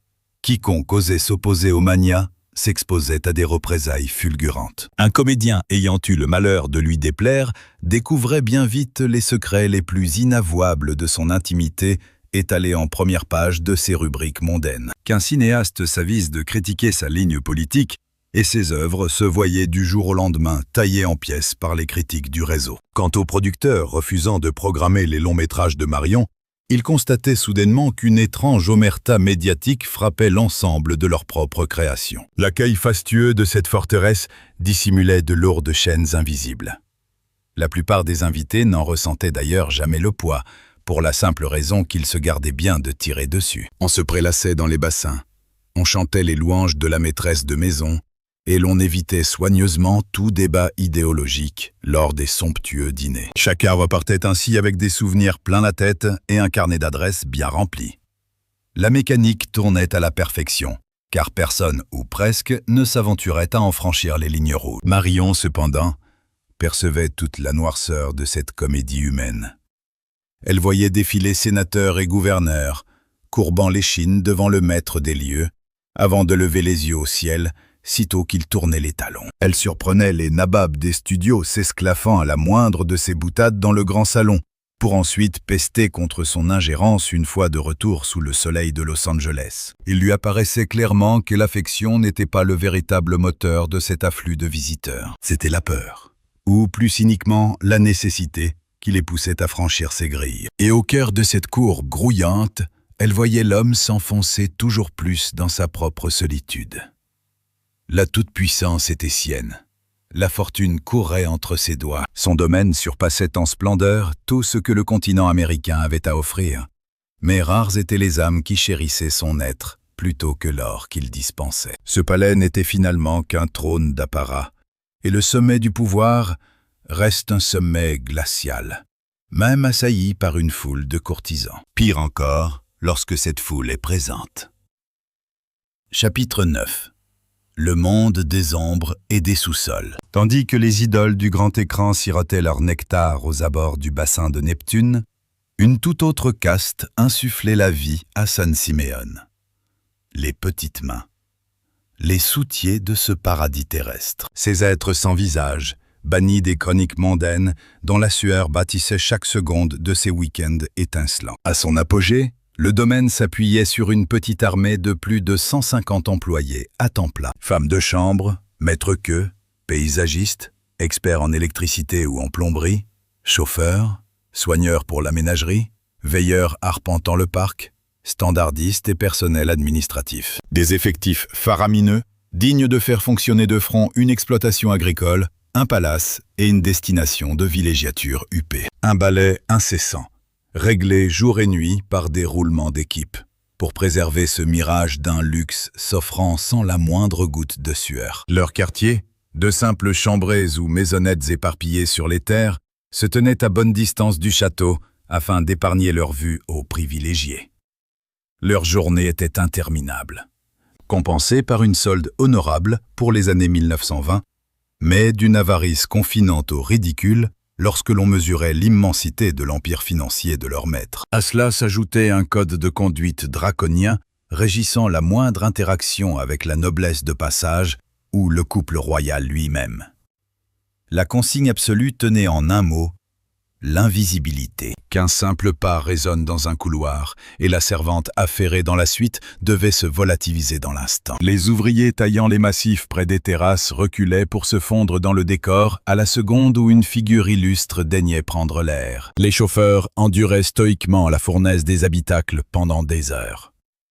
Au fourneau, les artistes culinaires dressaient des banquets pharaoniques qu'ils ne dégusteraient jamais sous les dorures de la grande salle. Toute la scénographie des lieux reposait sur cette vaste supercherie. Faire croire que le domaine s'entretenait par l'opération du Saint-Esprit. Des alcôves immaculées, des parterres taillés au millimètre, des festins surgissant à leur pile, sans qu'aucun effort charnel ne vienne ternir le tableau. La fracture sociale y était totale et étanche. S'il faisait preuve d'une courtoisie froide et distante envers ses gens, le patriarche ne les regardait jamais comme des égaux, de près ou de loin. S'il pouvait héler son maître jardinier par son patronyme, les visages de la douzaine de manœuvres qui s'échignaient sous ses ordres ne lui évoquaient absolument rien. Il savait saluer le travail bien fait, tout en se contrefichant éperdument du destin et des peines de ceux qui l'accomplissaient. À ses yeux, cette fourmilière n'était qu'un rouage organique nécessaire à sa forteresse. De simples pièces d'une machinerie complexe, ayant finalement la même valeur que les tuyauteries ou le réseau électrique. Une poignée d'entre eux y prit racine, y consacrant des années, voire des décennies de leur existence. L'emploi offrait une sécurité de fer dans un écrin d'une beauté à couper le souffle. Et puis, la Californie regorgeait de tyrans bien pires. À l'inverse, d'autres prenaient la fuite en un éclair, essorés par le huis clos étouffant et le joug d'une hiérarchie implacable. Il faut dire que le complexe se dressait à près de 80 km de la moindre bourgade digne de ce nom. Avec des permissions distribuées au compte-gouttes et l'impossibilité matérielle de s'évader des terres, l'Eldorado promis se muait vite pour ses provinciaux et ses paysans, en une véritable prison dorée qu'ils s'étaient eux-mêmes imposée. Emprisonnés dans les entrailles de la bâtisse, bien en dessous du faste des salles de réception, les brigades de cuisine s'activaient dans un fracas d'acier. Leurs mains composaient des menus pour des tablés dépassant la quarantaine de convives, en suivant à la lettre les cahiers de recettes visés par le grand patron en personne. Sur des porcelaines dont la valeur donnait le vertige, ils dressaient des plats d'une désarmante banalité, cuisinant les mêmes mets du quotidien pour des nantis ayant le pouvoir d'acheter la moitié du globe. Le cynisme de la situation ne leur échappait pas une seconde.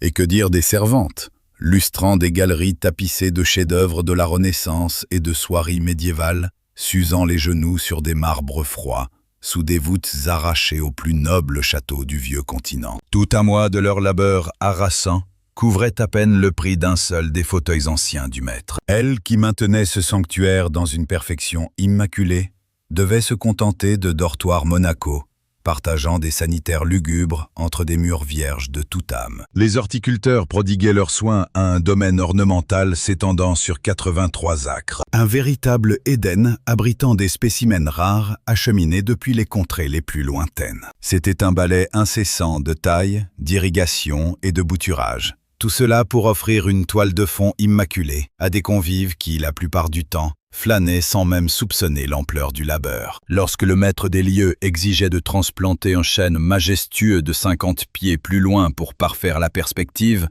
c'était sur leurs épaules que reposait ce tour de force. Du côté de la ménagerie, d'autres soigneurs se consacraient corps et âme aux créatures exotiques importées à grands frais. Zèbres, grands cerfs, grizzlies ou primates.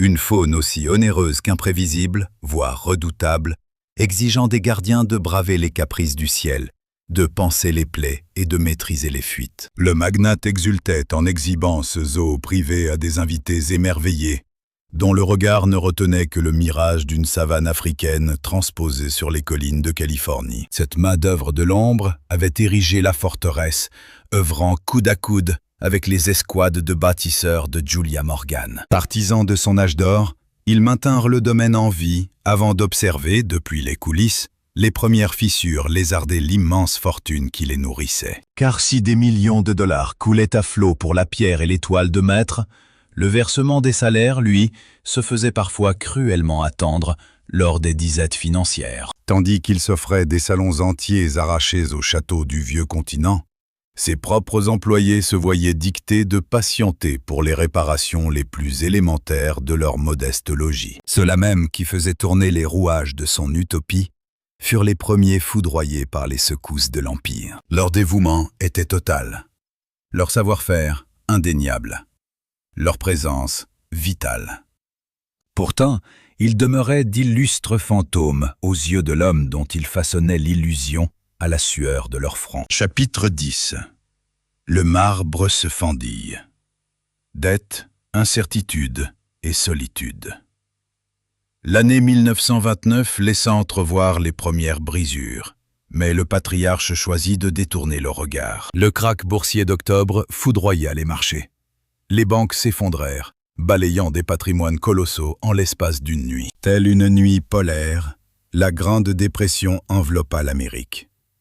Contraintes de saigner leur budget, les entreprises désertèrent les pages publicitaires de la presse. Privée de revenus, la classe ouvrière dut renoncer à sa lecture quotidienne, entraînant une chute libre des tirages. Le fleuve d'or qui irriguait l'Empire depuis des décennies se tarit en un ruisseau famélique et imprévisible. Aveugle à la tempête, Hearst continua de dilapider sa fortune, accumulant les chefs-d'œuvre et agrandissant sans relâche sa démesure architecturale de San Simeon. Il engloutit de nouveaux fonds dans les longs métrages de Marion et maintint sa machine médiatique à plein régime. Autour de lui, ses rivaux fermaient leurs portes ou fusionnaient pour échapper au naufrage. Mais lui agissait comme si son trésor était intarissable, comme si son navire était insubmersible, et que le cataclysme économique n'était qu'une tragédie réservée au commun des mortels, bien loin des cieux habités par William Randolph Hearst. Ses experts comptables tiraient pourtant la sonnette d'alarme. Ses propres fils n'imploraient de resserrer les cordons de la bourse. Mois après mois, ses administrateurs lui présentaient des bilans désastreux, où le gouffre entre les recettes et les dépenses se creusait inexorablement. Peine perdue, l'homme d'affaires faisait la sourde oreille. Il s'était forgé un royaume par la démesure et l'audace financière. À ses yeux, réduire la voilure ne relevait pas du pragmatisme. C'était l'équivalent d'une reddition. Mais la tempête des factures s'intensifiait. Les antiquaires exigeaient le règlement d'œuvres acquises des années auparavant. L'insatiable chantier de San Simeon dévorait à lui seul plusieurs millions de dollars chaque année. La masse salariale titanesque de son groupe de presse tombait implacablement chaque mois, tandis que le fisc réclamait son dû sur les innombrables domaines éparpillés à travers le pays. Les tournages de Marion, dont la plupart se soldaient par des échecs cuisants, réclamaient de constantes transfusions de capitaux. Là-haut, sur la colline, la ménagerie exotique demeurait un puits sans fond sur le plan financier. À l'aube de l'année 1935, l'abîme de ses dettes frôlait les 125 millions de dollars, l'équivalent de quelques 2 milliards de dollars de notre époque. Son patrimoine était d'une envergure vertigineuse, mais cruellement figé. Ses actifs reposaient sur des journaux, des terres et d'inestimables trésors artistiques chiffrés en centaines de millions. Mais il était impossible de liquider ces richesses assez vite pour juguler la banqueroute. L'inévitable finit par se produire. Les institutions financières intervinrent. En 1937, un syndicat de créanciers plaça la fortune du magnat sous une tutelle stricte. De nouveaux gestionnaires furent dépêchés pour dicter leurs lois au sein de l'Empire, corsetant les folies dépensières du maître par d'intraitables restrictions. L'heure du démantèlement avait sonné. Des rédactions entières furent sacrifiées ou bradées aux plus offrants. L'empire immobilier fut morcelé. Puis vint le coup de grâce pour le vieux magnat. La dispersion de son art, ces merveilles qu'il avait mis 4 décennies à amasser. Toiles de la Renaissance, marbres hellénistiques et tentures médiévales qui étouffaient les murs de San Siméon et de ses autres palais, chaque relique, jadis minutieusement choisie par ses soins, se voyait désormais affublée d'une vulgaire étiquette de prix. La grande enseigne Gimbels, au cœur de New York, orchestra la braderie publique de la collection Hearst, étalant des milliers de pièces sur de multiples étages. Une riche bourgeoisie d'affaires déambulait dans les allées, s'appropriant les trésors que le titan avait autrefois ravis aux lignées nobles de la vieille Europe. La presse elle-même, celle qui tremblait jadis à l'évocation de son nom, dépeignit l'Ancan comme une foire aux vanités doublée d'une cuisante humiliation publique. Celui qui avait voué son existence à s'entourer de reliques pour conjurer la dépossession, voyait son univers dilapidé, pièce par pièce, pour étancher la soif des huissiers. Le balai des grues et des truelles s'immobilisa brutalement à San Simeon. Les artisans furent renvoyés dans leurs foyers. Les majestueux croquis des futures ailes et esplanades furent remisés aux oubliettes. Les échafaudages devinrent les squelettes d'un rêve inachevé. Ce palais, en perpétuelle ébullition depuis 18 longues années, venait de se figer pour l'éternité. Ses pans inachevés furent abandonnés aux caprices du temps et des éléments. Écrasé par ce fardeau, Hearst prit un coup de vieux fulgurant, comme si les années l'avaient rattrapé en une nuit. À 74 ans, son corps le trahissait.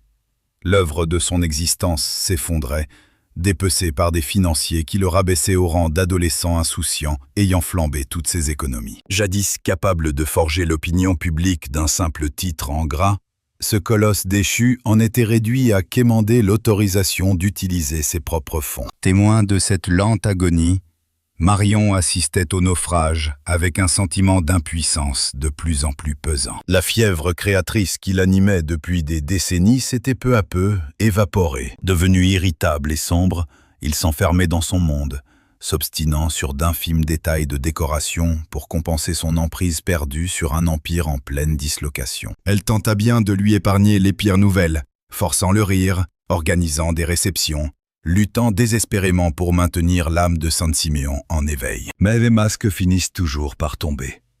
Le mirage s'estompait irrémédiablement. Les soirées fastueuses s'espacèrent, se firent discrètes, avant de s'éteindre à tout jamais.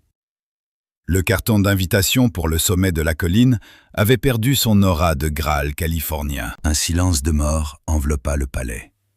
Les domestiques, autrefois légion, ne furent plus qu'une poignée de spectres errant dans les couloirs. Des ailes entières de la Casa Grande furent barricadées, ultime parade pour grappiller sur les frais de chauffage et d'entretien. Les salons qui résonnaient jadis d'éclats de voix et d'accords de jazz sombrèrent dans l'obscurité, leurs plafonds sculptés et leurs toiles de maître n'étant plus que de vulgaires lignes sur le registre d'un comptable. En 1947, le verdict médical tomba. Il fallait quitter le domaine. Ce refuge perché dans les nuages était devenu un piège, son chemin d'accès bien trop tortueux en cas d'urgence vitale. Le moindre malaise là-haut risquait de lui être fatal. Sa survie exigeait la proximité de Los Angeles, de ses cliniques de pointe et de ses médecins. C'est ainsi qu'en mai 1947, le magnate tourna le dos à son chef-d'œuvre, et ce, pour l'éternité. Il échoua dans une villa de location à Beverly Hills. Une demeure sans faste, plus exiguë, aux portes de ce même monde qu'il avait jadis tenu entre ses mains et qu'il contemplait désormais en simple spectateur. Un exil aux avant-postes du trépas.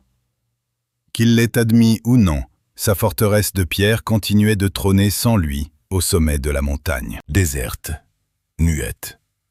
Un mausolée de marbre et de béton, érigé à la gloire d'ambitions démesurées et d'une soif de pouvoir inextinguible. L'héritage d'un homme qui dut apprendre à ses dépens que toute suprématie porte en elle les germes de sa propre ruine. Chapitre 11. L'adieu au sommet. Face à la majesté du château, cette résidence de Beverly Hills avait tout d'une cage dorée. Des volumes étriqués, des plafonds oppressants, aucun donjon digne de ce nom. Adieu les vastes terrasses et les bassins antiques, semblant se jeter dans l'océan Pacifique. Il ne restait qu'une bâtisse cossue dans un quartier bourgeois, le décor idéal pour qu'un vieillard puisse tirer sa révérence sans faire de vagues. Le crépuscule de sa vie se résuma à errer d'une pièce à l'autre, à feuilleter des gazettes qui échappaient désormais à sa poigne, et à observer son royaume prospérer sans son souverain. Si les institutions financières avaient fini par colmater les brèches en liquidant son patrimoine pour apaiser la meute des créanciers, ce sauvetage lui avait coûté son âme, l'essence même de son identité. Son empire de presse s'était réduit comme peau de chagrin, tandis que son aura politique n'était plus qu'un lointain souvenir. Ses trésors artistiques furent éparpillés aux 4 vents. Quant à San Simeon, l'incarnation d'une vie de mégalomanie absolue, il restait là, figé dans la solitude d'une colline inaccessible à jamais. Marion, elle, resta ancrée à ses côtés. Rien ne l'y obligeait. À cette époque, elle jouissait d'une fortune colossale, bâtie à la sueur de ses cachets hollywoodiens et de placements habiles, totalement affranchie de l'ombre de son amant. Elle aurait très bien pu retrouver les lumières des studios, renouer avec le Gotha et fuir ce quotidien étouffant, cette agonie d'un titan tombé de son piédestal. Pourtant, elle choisit de ne pas déserter. Elle fit front face au déclin physique, endura ses accès de rancœur et l'accompagna dans son humiliante soumission aux blouses blanches et aux remèdes chimiques. Si elle est restée, c'est parce qu'après 36 années de passion partagée, plier bagage ne lui aurait pas rendu sa liberté, mais lui aurait tout bonnement arraché une part de son âme. Le patriarche rendit son dernier souffle le 14 août 1951, à l'âge respectable de 88 ans. Jusqu'à la dernière seconde, Marion veilla sur lui. Épouse légitime, en dépit d'une rupture consumée depuis des lustres. Millicent quitta précipitamment New York pour assister aux obsèques, escortée par leurs 5 fils. L'industrie du cinéma fit livrer d'imposantes couronnes mortuaires, accompagnées de condoléances policées. De leur côté, les rédactions qu'il avait jadis enfantées noircirent des pages entières pour tenter de quantifier le mythe. Le clan Hearst, cependant, fut catégorique. La maîtresse était persona non grata à la cérémonie. Bien qu'elle eût partagé son lit et sa vie durant plus de 3 décennies, elle ne portait pas son nom. Et face à la mort, la lignée officielle verrouilla les portes, effacée des registres du deuil public. 36 ans d'amour, balayés par le silence implacable d'un clan. Mise au banc de cette page d'histoire, elle encaissa l'affront avec dignité. Au fond d'elle-même, elle ne s'était jamais bercée d'illusions. Ce palais impérial avait été son refuge, sans jamais devenir sa propriété. Son union de fait avec l'homme d'affaires n'était qu'une parenthèse en marge des lois, qui se referma brutalement à l'instant où le cœur de ce dernier cessa de battre. Dès lors, les héritiers légitimes firent main basse sur l'intégralité du patrimoine, du conglomérat médiatique aux vastes terres, jusqu'à San Simeon en personne. Mais un écueil de taille ne tarda pas à se dresser devant eux. Ce mastodonte de pierre était un gouffre financier absolu. L'électricité et l'eau pour chauffer des centaines d'espaces de vie, sans compter l'armée de serviteurs requise pour empêcher l'édifice de sombrer dans la décrépitude. Les rénovations s'accumulaient sur des fondations que les caprices climatiques et les économies de bout de chandelle avaient déjà lourdement fragilisées. À cela s'ajoutaient des impôts fonciers s'apparentant à une véritable sanction pénale. Et surtout, les descendants ne voyaient absolument pas que faire d'une forteresse aux allures de villa méditerranéenne, gonflée de 240 pièces et perdue au bout du monde sur un pic rocheux californien. Les héritiers se trouvaient à la croisée des chemins. Fallait-il céder discrètement le domaine à quelques magnats fortunés, ou bien raser l'édifice pour effacer définitivement ce souvenir encombrant? Condamner les immenses grilles et laisser le temps dévorer les pierres dans un silence de plomb. Pourtant, aucune de ces issues ne résonnait avec justesse. Le prestige écrasant des lieux en interdisait la destruction, tandis que sa démesure excentrique rendait toute vente illusoire. Sans compter son aura historique, indéniable même à leurs yeux, qui méritait bien mieux que d'être livré aux brumes et aux vents côtiers. En 1957, la corporation Hearst scella finalement le destin du domaine. San Simeon fit offert à l'État de Californie. Si la lignée conserva jalousement les immenses pâturages environnants, elle légua au peuple la forteresse, ses pavillons d'invités, ses bassins majestueux, ainsi que 123 acres couronnant la colline. Ce don reposait sur une exigence à la fois limpide et irrévocable. Le site devait être élevé au rang de monument historique d'État, sanctuarisé à jamais et ouvert à la curiosité des visiteurs. Une issue éminemment pragmatique pour dénouer une impasse insoluble. La billetterie assumerait désormais la lourde charge de financer l'entretien de ce patrimoine colossal. Ainsi, le patronyme Hearst resterait auréolé de majesté, échappant au triste naufrage d'une carcasse de pierre agonisant sur un promontoire oublié. Quant au grand public, il franchirait enfin les portes de ce mythe architectural, une citadelle narguant la route côtière depuis près de 40 ans, mais jusqu'alors farouchement interdite aux profanes. La Californie scella l'accord. La métamorphose de cette enclave privée en sanctuaire culturel fut amorcée, et de nouveaux gardiens des lieux furent recrutés. Des parcours d'exploration furent minutieusement tracés, bridés par de strictes normes de sécurité. Cordages et écriteaux surgirent brusquement là où, autrefois, glissaient furtivement les domestiques. Cet Éden de pierre, conçu par le maître pour tenir le tumulte du monde à l'écart, baissait désormais son pont-levis devant quiconque s'acquittait d'un billet pour emboîter le pas d'un accompagnateur. Loin de cette frénésie, Marion Davies contemplait le crépuscule de son monde avec distance. Depuis le trépas de son amant, elle n'avait plus jamais foulé les terres de San Simeon. Le domaine croulait sous les fantômes du passé, et aucun papier officiel ne rattachait cette vie majestueuse à son nom. Pourtant, durant des décennies, c'était elle qui avait fait palpiter l'âme véritable de cette demeure. Mais la grande histoire n'allait retenir sa présence que pour l'expédier, dans le meilleur des cas, au fin fond d'une note de bas de page. Elle s'éteignit en 1961, 10 ans après Hearst, noyée dans un confort douillet mais totalement effacée de la mémoire de ce même Hollywood qui, jadis, rampait à ses pieds. La forteresse a survécu à ses créateurs. Chapitre 12. Que subsiste-t-il d'une chimère ?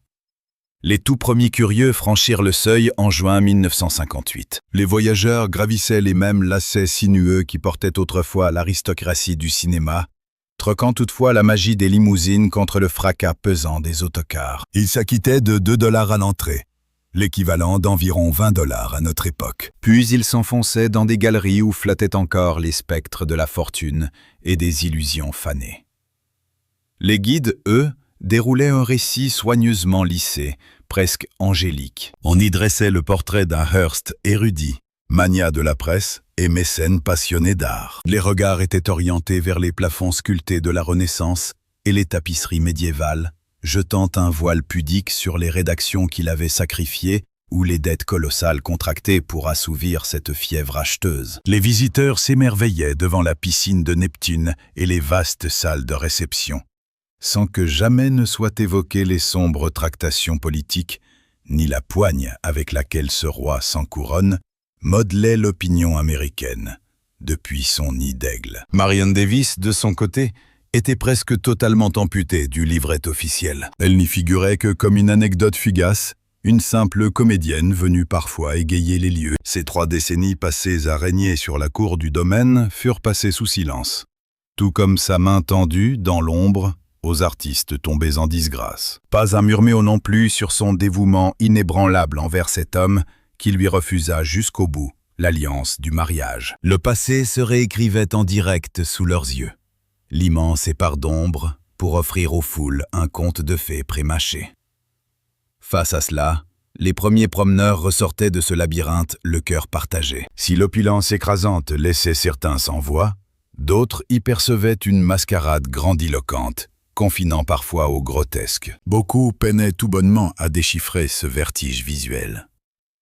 Les époques architecturales s'y entrechoquaient dans une démesure proprement étourdissante. L'esprit néo-méditerranéen heurtait de plein fouet les reliques gothiques et le mobilier de la Renaissance, enfantant un monstre sacré qui fuyait toute classification. Ce n'était point un palais au sens classique de notre vieux continent.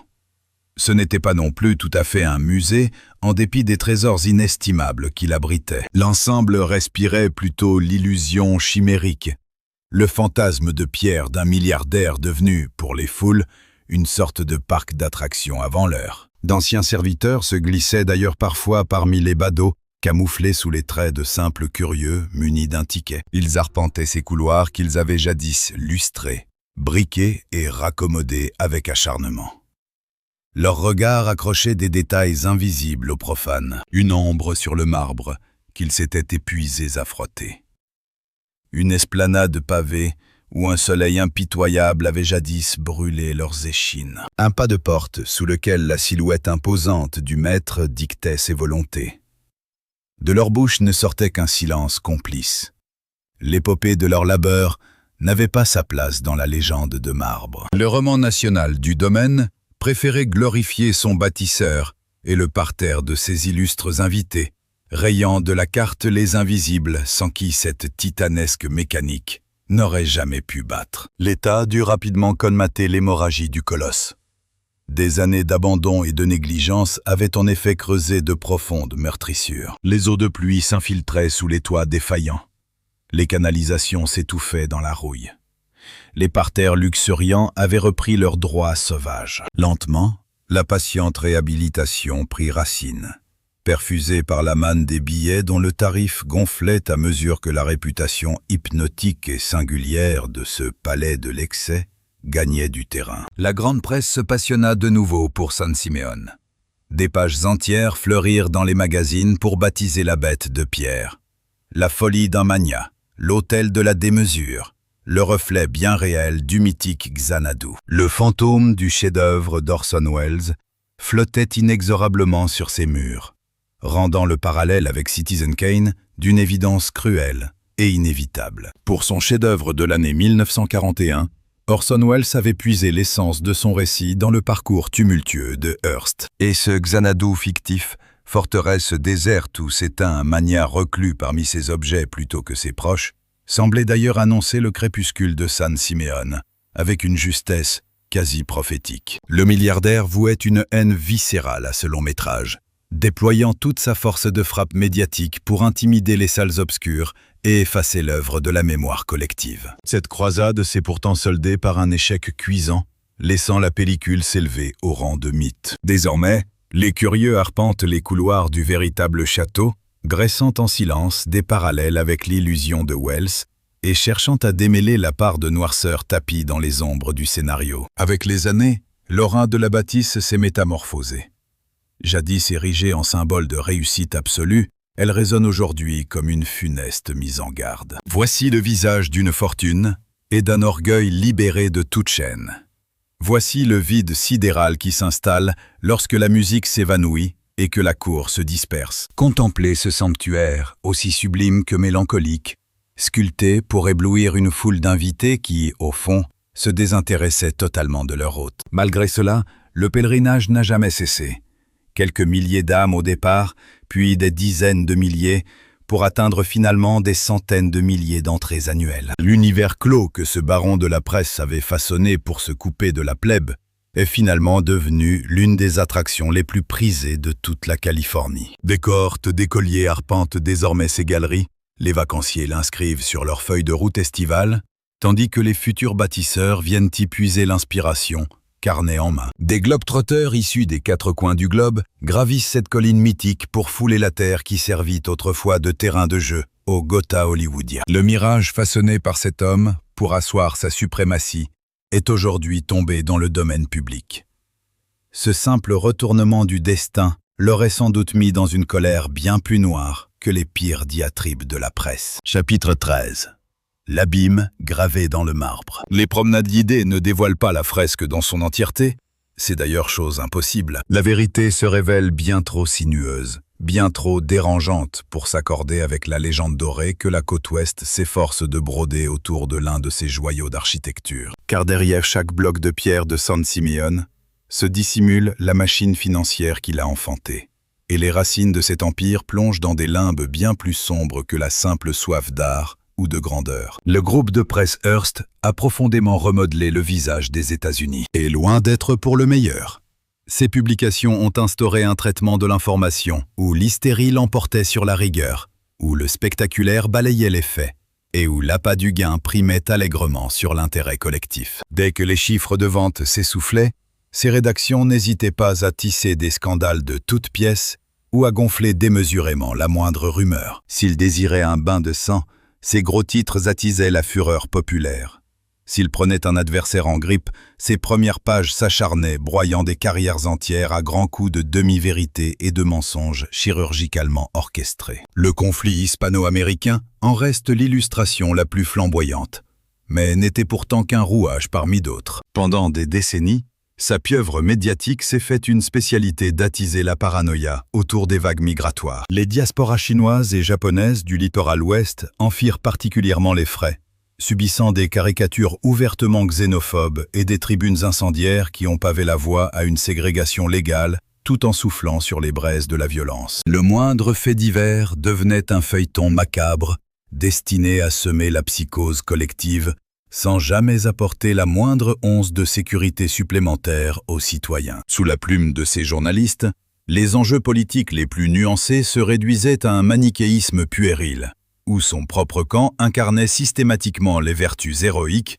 face à une opposition dépeinte comme foncièrement pourrie. Il serait illusoire de n'y voir qu'une simple coïncidence dénuée de tout lien avec les fastes de San Simeon. Ces dérives constituaient bien au contraire la sève même qui alimentait le domaine. Chaque tourelle majestueuse, chaque bassin opéra, chaque plafond dérobé au vieux continent a été financé par des pages imprimées qui fracturaient le pays, y semant la colère et la terreur. Le palais avait beau ensorceler les regards, ses entrailles n'en demeuraient pas moins putrides. Le magnate lui-même ne semblait rongé par aucun remords, intimement persuadé d'exposer au grand jour des vérités que l'intelligentsia s'évertuait à étouffer. Il aimait se rêver en chevalier blanc de l'Américain moyen, dressé corps et âme contre la caste des puissants. Un paradoxe qui ne lui a visiblement jamais effleuré l'esprit, même lorsqu'il se prélassait dans un Éden architectural qui aurait fait rougir de jalousie la plupart des monarques européens. Mais cette forteresse murmure également une épopée plus vaste, celle de l'âge doré américain et de ses lendemains désenchantés. Une époque sauvage où une poignée de nababs pouvait amasser des richesses indécentes, à l'abri des lois et de toute morale sociale, puisque ce titan avait lui-même hérité du magot colossal forgé par les filons miniers paternels. Un trésor qu'il allait ensuite démultiplier grâce à une machine éditoriale laissée en roue libre, capable de manipuler, d'intoxiquer et d'anéantir en toute impunité. La première pierre de San Simeon fut posée en un temps où le droit des travailleurs n'était qu'un vœu pieux. La conscience écologique n'avait pas encore vu le jour, et le précipice séparant la classe ouvrière des élites creusait déjà une fracture irréversible dans la nation. Des légions d'ouvriers s'entassaient sur des lits de camps rudimentaires pour bâtir ce rêve de pierre, pendant que le commanditaire du chantier sombrait dans le sommeil sous de somptueuses boiseries de la Renaissance. Les créatures fantastiques peuplant sa ménagerie privée avaient été arrachées à leur forêt d'origine, au mépris le plus glaçant de la préservation du vivant. Quant à son inestimable trésor artistique, il fut glané dans une Europe saignée par les conflits et la banqueroute, arraché aux mains de dynasties acculées à brader des siècles de patrimoine pour échapper à la ruine. Les badauds contemporains qui sillonnent aujourd'hui la propriété n'y décèlent qu'esthétisme et démesure absolue. Ils restent pourtant aveugles à la toile d'exploitation tentaculaire qui a rendu un tel faste possible. Ils oublient la sueur des petites mains qui ont forgé et préservé ces lieux. Ils ignorent l'agonie des espèces sauvages sacrifiées sur l'autel d'un parc animalier perché sur une falaise. Le désespoir de ces noblesses de l'ancien monde, résignées à marchander la mémoire de leurs ancêtres, leur échappe totalement. Mais surtout, ils occultent ces bataillons de lecteurs manipulés et jetés en pâture pour cautionner des conflits et des réformes qui nourrissaient exclusivement l'hégémonie d'un seul homme, bien loin de l'intérêt des foules. Le parallèle avec notre époque dérange profondément. Pourtant, il s'impose de lui-même. Cette machine médiatique façonnée par Hearst, vibrante d'émotion, jonglante avec la vérité et conçue pour captiver l'auditoire bien plus que pour l'éclairer, n'a au fond jamais rendu l'âme. Elle a simplement muté, contaminant d'abord les ondes radiophoniques, puis le petit écran et les chaînes d'information en continu, pour finalement se fondre aujourd'hui dans les méandres algorithmiques de nos réseaux sociaux, gardant son essence absolument intacte. Accaparer les regards par tous les stratagèmes possibles, transformer cette fascination en or et brandir l'influence ainsi acquise pour dicter sa propre vision du monde. San Simeon se dresse majestueusement sur sa colline, comme l'ultime témoin des abîmes vers lesquels mène une telle quête aveugle. Nulle trace de sagesse intemporelle ou de véritable noblesse d'âme en ces lieux. Juste une forteresse éblouissante, mais tragiquement vide, qui a survécu à son maître pour se muer en une sombre fable morale. L'histoire d'un homme qui prenait l'opulence pour de la clairvoyance, la tyrannie pour une vocation et le tapage médiatique pour la postérité. Quiconque flâne aujourd'hui autour des eaux miroitantes du bassin de Neptune foule en réalité les vestiges d'un crime silencieux. Nul sang n'a coulé ici. Pourtant, l'offense faite à l'esprit est immense. Toute une existence consumée par la frénésie d'amasser au détriment du désir de comprendre. S'arracher le monde au lieu de l'offrir, hurler plutôt que de tendre l'oreille. Les veines du marbre ont beau briller sous le soleil, la souillure de l'âme y reste indélébile. Chapitre 14. Julia Morgan et Marion Davies, les architectes de l'ombre. Car la légende de ce palais ne se résume aucunement au seul nom de son tout-puissant patriarche. Deux figures féminines ont sculpté ce domaine mythique avec autant de ferveur que l'homme qui en a jalousement revendiqué la paternité. Leurs visages ont pourtant été estompés, leur voix étouffée, discrètement balayée des chroniques officielles offertes aux visiteurs. Julia Morgan a voué 28 années de sa vie à l'édification de ce colosse de pierre. Elle brava les chemins de terre escarpés et les chemins de fer, avalant la distance entre son cabinet franciscain et ce sommet isolé à plus de 800 reprises. C'était elle qui domptait les hordes d'ouvriers sur le chantier et dénouait les innombrables casse-têtes techniques engendrées par la fantaisie délirante du mania. Elle seule détenait la magie capable de métamorphoser ses caprices fugitifs en de véritables remparts, bâti pour défier la colère de la terre, la furie des cieux et l'usure impitoyable des siècles. Elle incarnait l'excellence à l'état pur, servie par une érudition technique tout bonnement vertigineuse. La danse des matériaux, le poids des charges et la mécanique complexe des tensions n'avaient absolument aucun secret pour elle. Une virtuosité que bien peu de concepteurs de son époque pouvaient espérer égaler. Et par-delà cette géométrie rigoureuse, elle possédait cette âme d'artiste, capable d'unir des inspirations architecturales farouchement opposées en une symphonie visuelle d'une harmonie bouleversante. De maître des lieux exigeait l'inaccessible.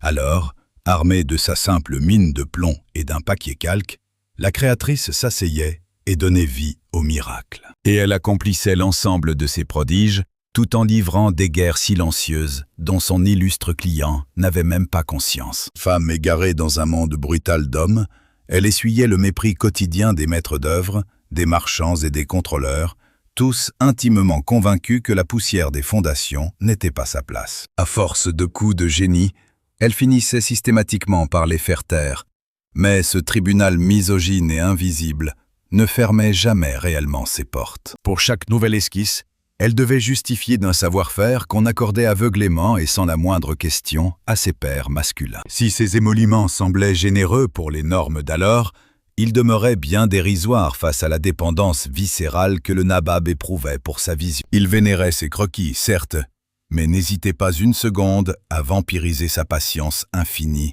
et sa rigueur professionnelle. Ses retournements de veste chroniques la condamnaient à raturer les façades et à repenser chaque charpente, tandis que l'argent se faisait subitement rare au moindre frisson de son empire financier. Dimanche et jour de fête n'étaient que de vains mots pour lui.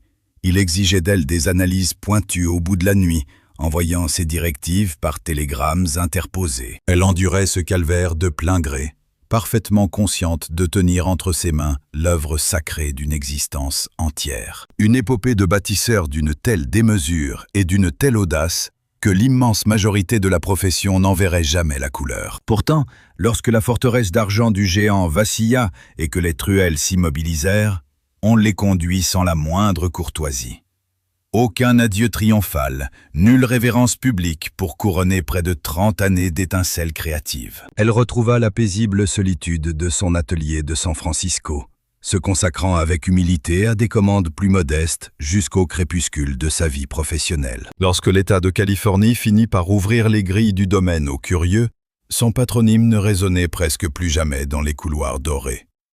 Les conteurs clamaient avec emphase que le milliardaire avait bâti ce lieu, omettant sciemment de préciser que l'esprit créateur était celui de la conceptrice, le mécène se contentant simplement de signer les chèques. Toute la gloire des lignes, des voûtes et des arcs revint au commanditaire, laissant la créatrice dans une ombre glaciale. Jamais elle ne laissa échapper le moindre cri de révolte, intimement persuadée que les pierres sauraient chanter ses louanges mieux que n'importe quel discours officiel. Mais la morsure de l'injustice restait cruelle. Ce joyau monumental qui fascinait les foules battait autant de son sang que de celui du mania. La mémoire collective, hélas, n'a voulu graver dans le marbre qu'un seul et unique souverain. Marion Davies, de son côté, subit une machination de l'oubli au rouage bien différent. Dès que le dernier souffle quitta l'homme d'affaires, on la railla avec une efficacité redoutable des archives du château. Le clan endeuillé mit un point d'honneur à faire évaporer, comme par magie, cette romance sulfureuse de plusieurs décennies. Les guides touristiques observaient un silence de cathédrale sur son passage. Le moindre cliché où son sourire irradiait trop crûment était discrètement relégué aux oubliettes ou enfermé à double tour dans les cartons. La douceur flamboyante, la tendresse et les éclats de rire qu'elle avait insufflés entre ces murs froids furent brutalement expurgés du registre historique officiel. L'empreinte laissée par cette femme dépassait pourtant très largement le statut réducteur de simple favorite évoluant dans les salons mondains du domaine. Survivante à son amant, elle déploya sa fortune colossale. Un trésor bâti non seulement grâce aux largesses du défunt, mais surtout grâce à son propre flair aiguisé pour les affaires, au service d'œuvres profondément charitables. C'est par sa générosité que des hôpitaux dédiés à la jeunesse malade virent le jour, et que d'immenses cliniques de lutte contre la poliomyélite purent continuer leur combat. Dans la pénombre, loin des flashs, elle glissait des aides providentielles aux comédiens ruinés et aux techniciens oubliés de son ancienne vie sur les plateaux. Tandis que l'homme de sa vie s'était épuisé à sculpter une illusion de pouvoir absolu, elle a consacré ses hivers à paraffer des dons qui sauvaient d'innombrables vies. Durant l'âge d'or de sa carrière hollywoodienne, la rumeur acide des studios susurrait que sa lumière n'était qu'une vulgaire imposture, que tout ce strass ne tenait qu'au coffre-fort de son illustre amant. La réalité, brodée de clairs-obscurs et de combats intimes, s'avérait infiniment plus fascinante. Certes, les capitaux de ses longs métrages provenaient de sa fortune, et son vaste empire médiatique servait de tremplin publicitaire. Toutefois, son génie n'était pas une simple illusion. Même les journalistes les plus cyniques saluaient son intuition comique foudroyante, son aisance absolue devant l'objectif et cette profonde bienveillance qui la caractérisait hors des plateaux. Si son parcours professionnel s'appuyait indéniablement sur la puissance du mania, son âme, elle, n'appartenait qu'à elle-même. C'était là son trésor intime. Ainsi, Julia Morgan et Marion Davis ont toutes deux sacrifié une immense part de leur existence au mirage de ce nabab. Sans elle, l'identité même de ce domaine n'aurait jamais éclosi. L'une en a forgé l'ossature de pierre, l'autre y a insufflé la chaleur de la vie. Chacune portait en elle un génie singulier. Pourtant, l'histoire n'a retenu de ces femmes que des ombres fugaces, préférant braquer ses projecteurs sur un souverain d'opérette bien incapable d'ériger un tel empire par ses propres moyens. Le temps, heureusement, répare peu à peu cet affront. Aujourd'hui, les guides prononcent le nom de l'architecte avec déférence et réhabilitent son œuvre colossale. De leur côté, les récits historiques et les caméras portent désormais un regard empreint d'empathie sur l'actrice, mettant en lumière son dévouement inébranlable et son grand cœur, reléguant enfin les vieux relents de scandale aux oubliettes. La communauté scientifique s'accorde d'ailleurs à dire que ces terres majestueuses célèbrent tout autant la grandeur de ces deux figures féminines que celle de leurs commanditaires. Pourtant, pendant des décennies, la légende a voulu nous faire croire que cet édifice pharaonique avait jailli de la terre par la seule force de frappe financière et la volonté de faire du mania de la presse. C'est une fable. La tâche lui aurait été humainement impossible. Si ces murs défient encore le ciel californien avec une telle majesté, c'est uniquement grâce au labeur de deux créatrices d'exception.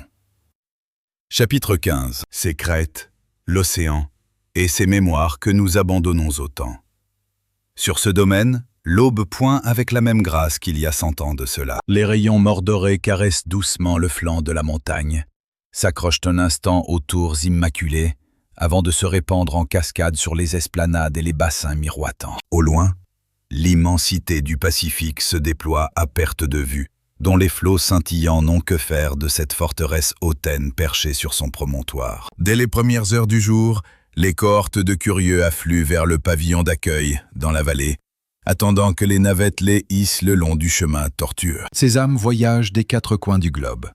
On y croise des tribus familiales en quête d'évasion, des apprentis bâtisseurs serrant leurs carnets de croquis contre eux, et de fervents passionnés des épopées d'antan. De simples vagabonds de passage, alléchés par les murmures entourant ce château de légende, viennent chercher la vérité cachée derrière les mythes. Leur pas résonne dans ces mêmes salons majestueux qui, jadis, s'esclaffaient aux éclats de rire de Charlie Chaplin et abritait les tractations secrètes des hommes d'État. Il s'attarde dans la vaste salle de réception, là même où les unes des journaux se façonnaient entre 2 tasses d'arabica fumant et quelques confidences mondaines. Lors d'occasions exceptionnelles, quelques privilégiés frôlent les eaux du bassin de Neptune pour figer l'instant, plongeant leurs orteils dans le sillage effacé des dieux et déesses de l'âge d'or hollywoodien. L'immense majorité des pèlerins redescend la colline, subjugués par cette splendeur démesurée, tandis que d'autres emportent avec eux un profond malaise face à une telle opulence orgueilleuse. Seule une poignée d'esprits prend le temps de méditer sur l'architecte du rêve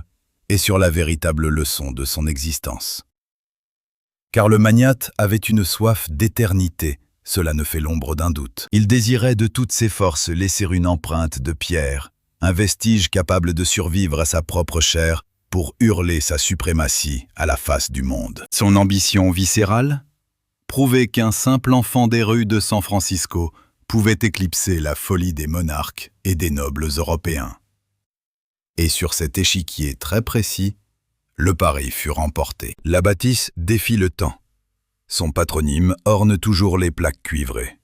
Et chaque année, des centaines de milliers de lèvres prononcent son nom comme une incantation. Sauf que la mémoire collective a déjoué ses plans minutieux. Les foules ne retiennent que l'indécence de la démesure. Elles perçoivent le vide glaçant de ces couloirs fantomatiques, conçus pour des foules désormais disparues.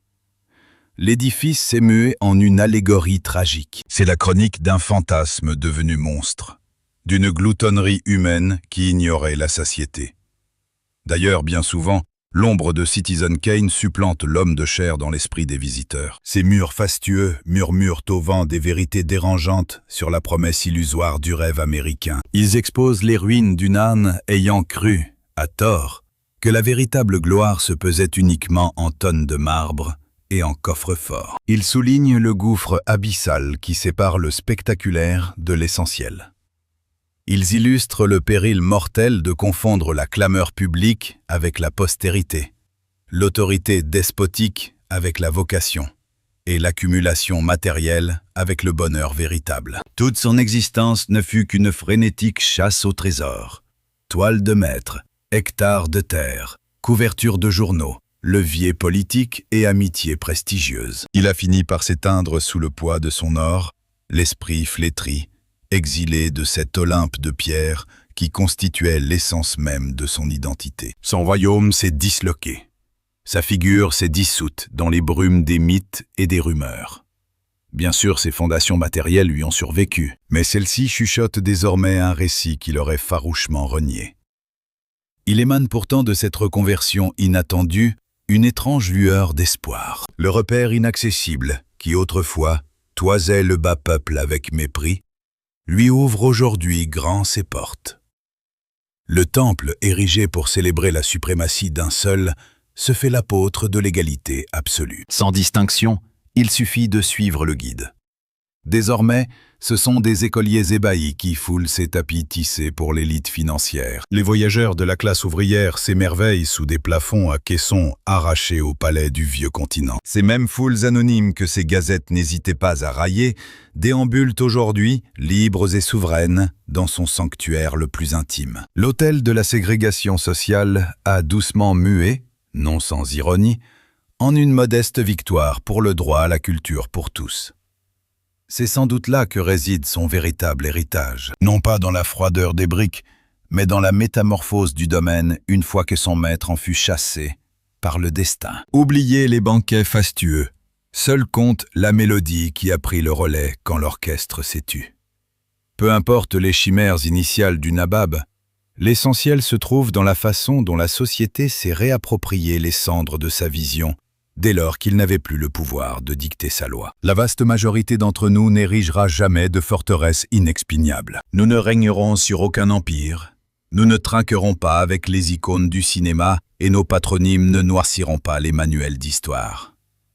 Toutefois, chaque décision que nous prenons bâtit les murs de notre propre microcosme. Nos labeurs, les liens que nous cultivons, ou la manière dont nous exerçons notre infime part d'influence sur le monde. Nous finissons tous par léguer un récit, même si celui-ci n'aura jamais l'honneur d'être gravé dans le marbre ou sanctuarisé par la nation. Le murmure qui s'échappe de San Siméon nous confronte à une interrogation épurée. Quelle empreinte souhaitez-vous réellement offrir à la postérité? Sera-ce une ode à la cupidité ou au don de soi? À l'ivresse d'asservir ou à la noblesse de servir? Une fresque où vous accaparez toute la lumière?